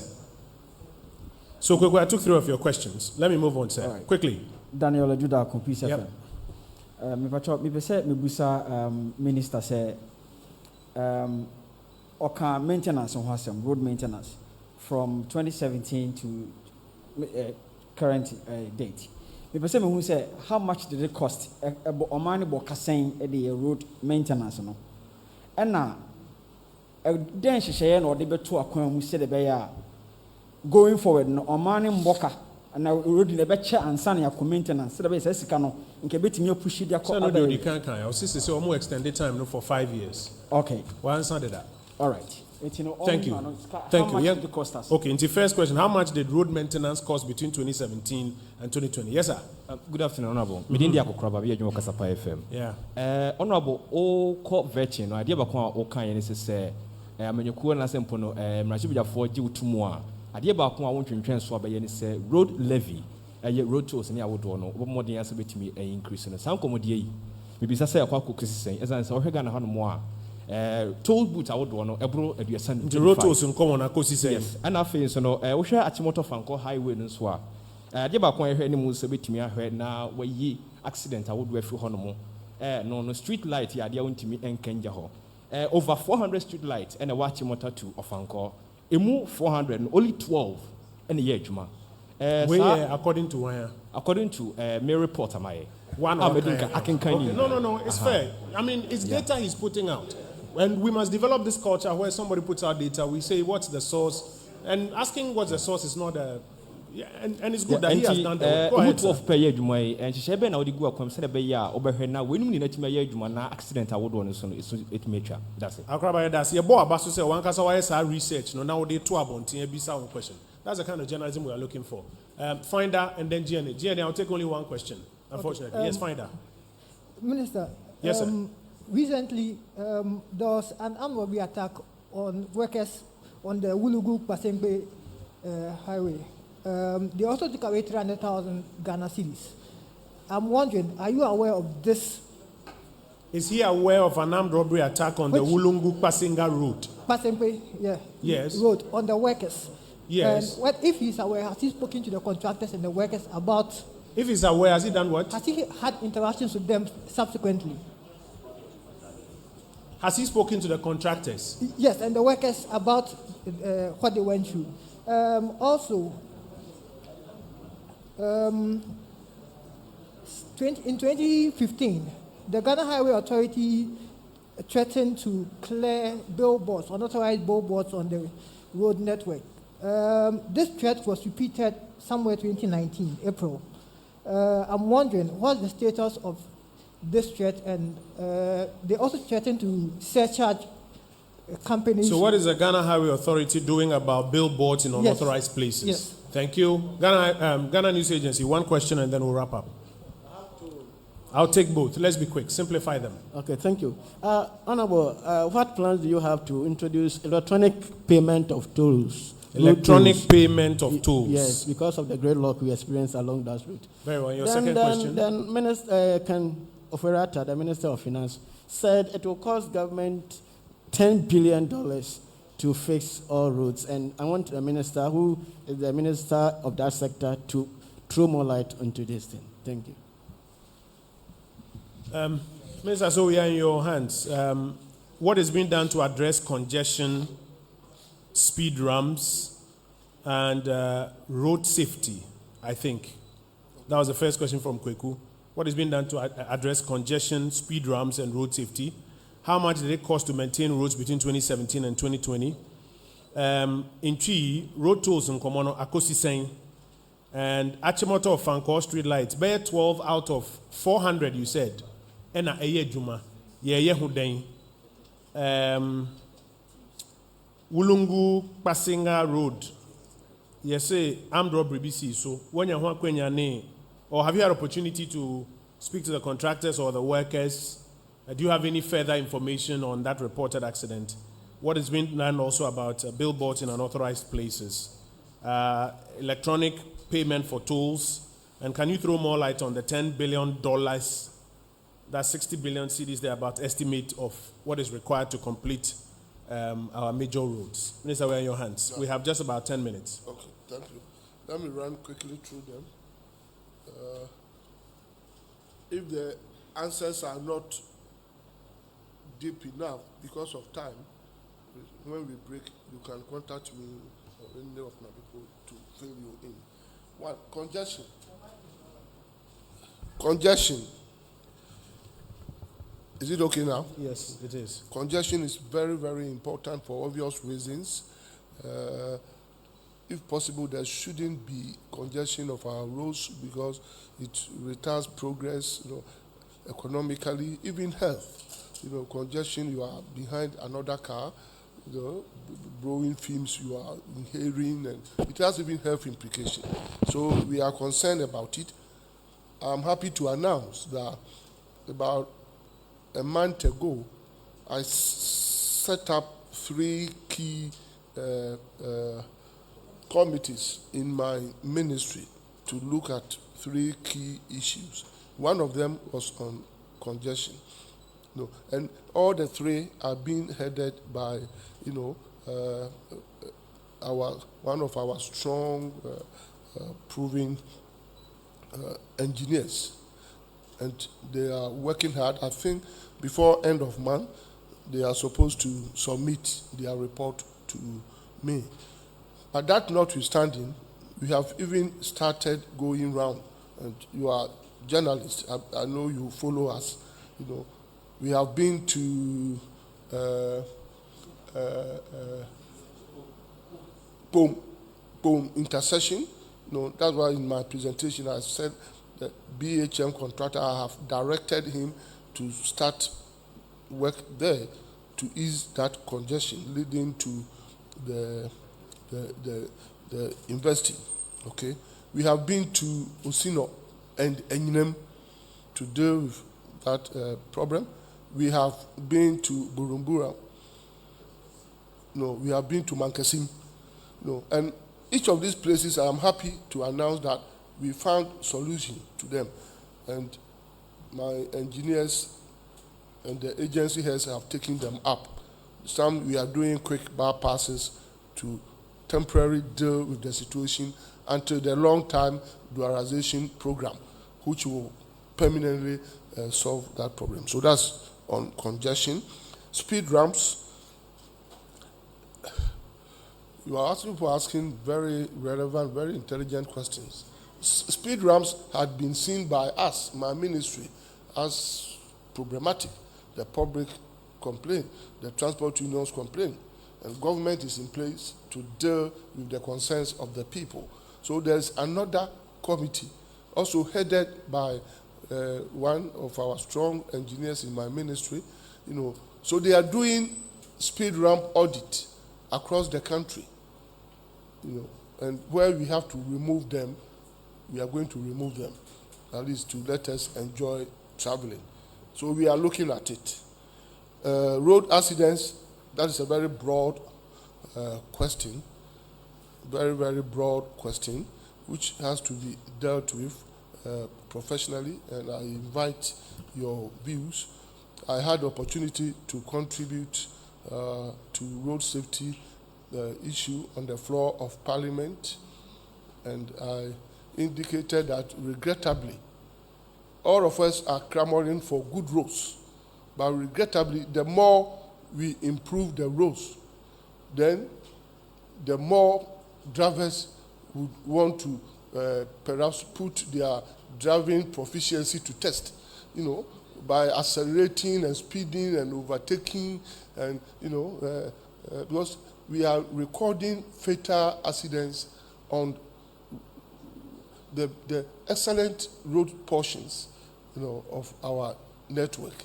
You remember last year on the Cape Coast Road, one accident claimed 50 lives.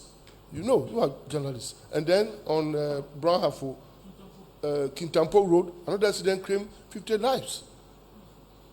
No, so driver attitude, the indiscipline, even the driver unions, or the transport unions, they themselves are concerned. At times we dialogue with them, and at times they themselves discipline their own people. So accidents, is a lot of them wrong, overtaking, overspeeding, drink drive,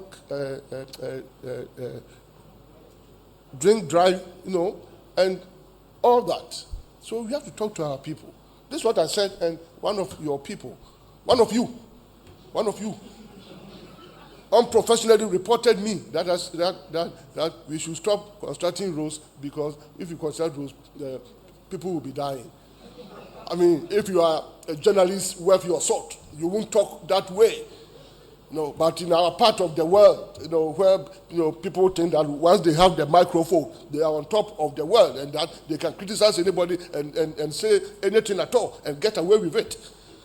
If you are a journalist worth your salt,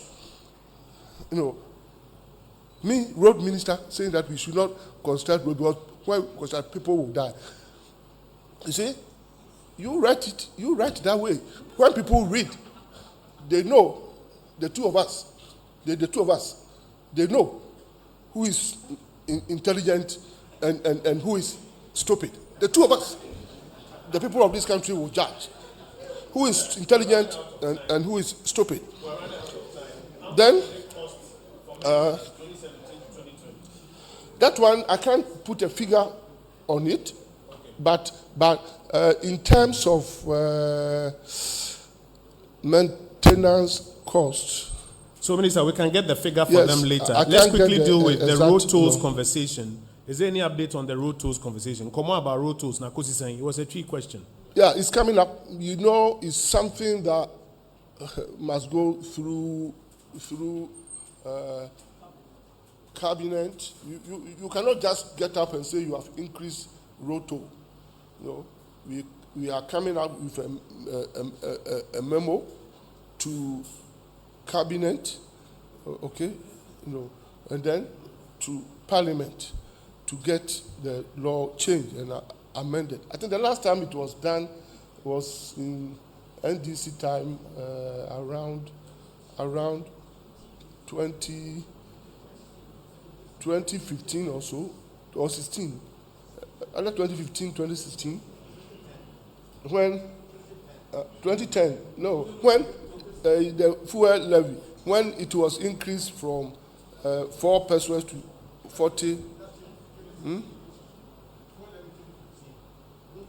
No, the road toll increased from 5 cedis to 1 cedi. 1 cedi for the 4-wheel cars. And there was so much hue and cry in this country. But let me put on record that our country pays, if I'm not afraid, the lowest toll in the whole world. So, but the world average is $1, and $1 is about 6 cedis or so, around 6 cedis.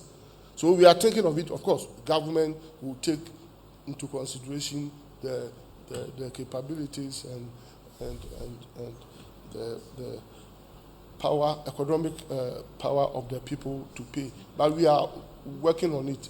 It will definitely come up. So the people of this country should brace themselves up that we are going to change the road toll. As for that one, it's coming. Street lights, Minister. Street light, yes. He was talking about the street light on Ofanko. Yeah. We fixed them. But the bigger question he's asking is, what is a program to ensure that street lights are maintained? Let me make this clear. People should understand this. My ministry is responsible strictly for traffic lights. Strictly. So street lights will go to transport? Street lights, no. It's under, ECG. I think, Energy Commission, Ministry of Energy. Strictly. So, colleagues, let's make a note. But at times we help. But the one he's talking about, because it's in town, so urban roads, people fix it.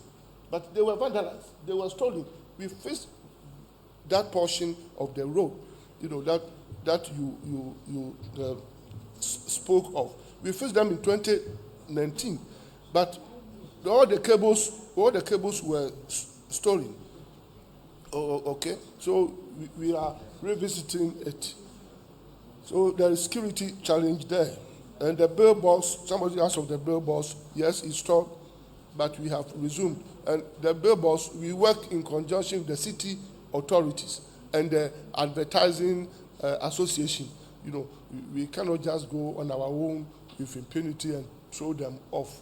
So we have to work with these institutions. The final question, Minister, can you throw some more light on how much is required to comprehensively deal with the entire road network? Finance Minister mentioned that we need at least about $10 billion to do a good job there. Any further comment on this? Let me confirm the figure.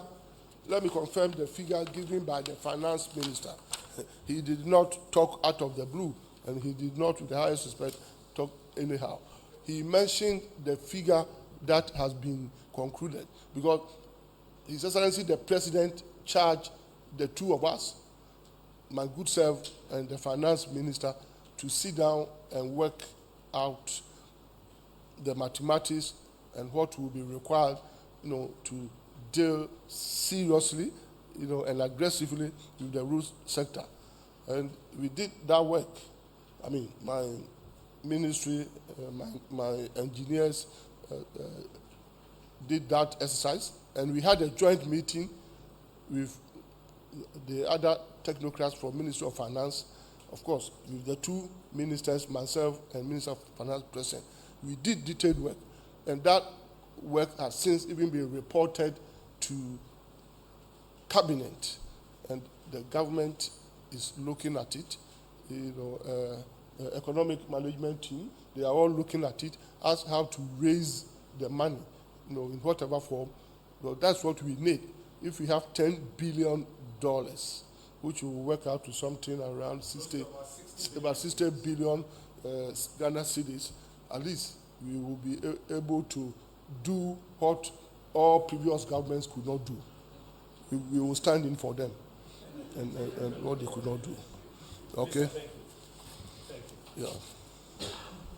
Colleagues, that will bring us to the end of our brief on roads. I just want to reiterate some of the major points that the Honorable Minister has made.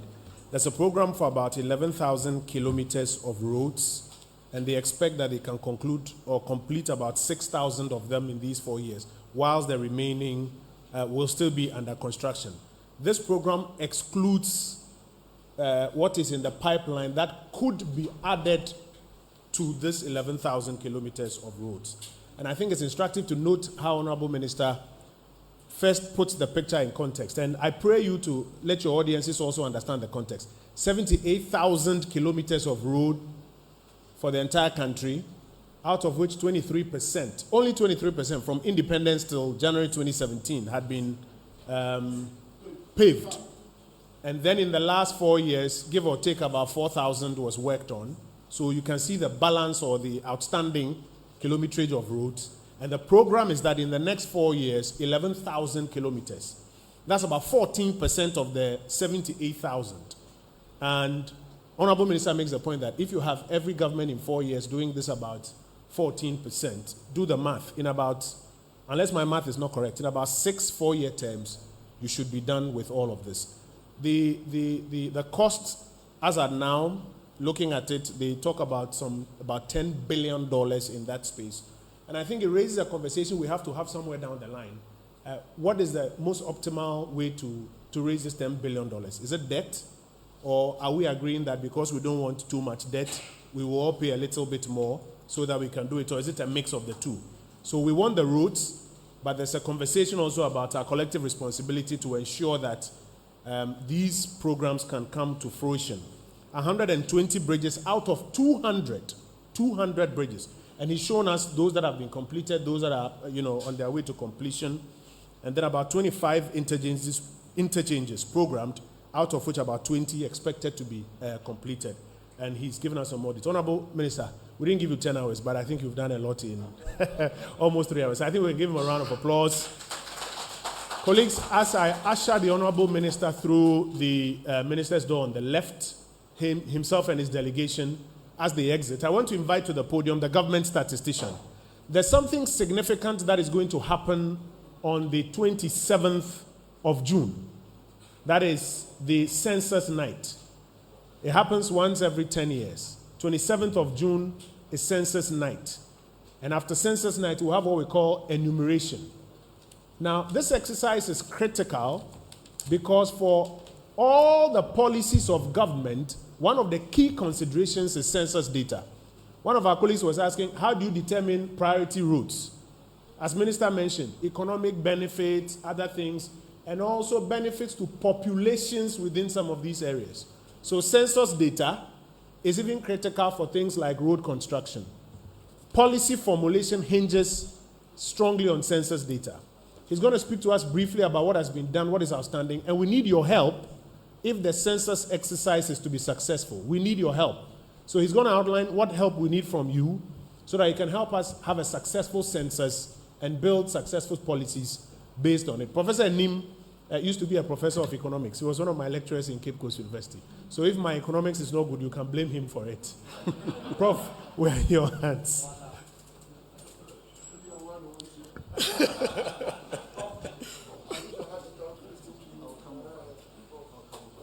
So, Rose, please.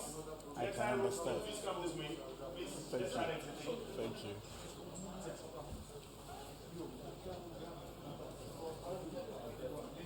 As the roads team exits, colleagues, we will share with you a copy of the presentation. The data is rich. Interrogate it and let your audiences also be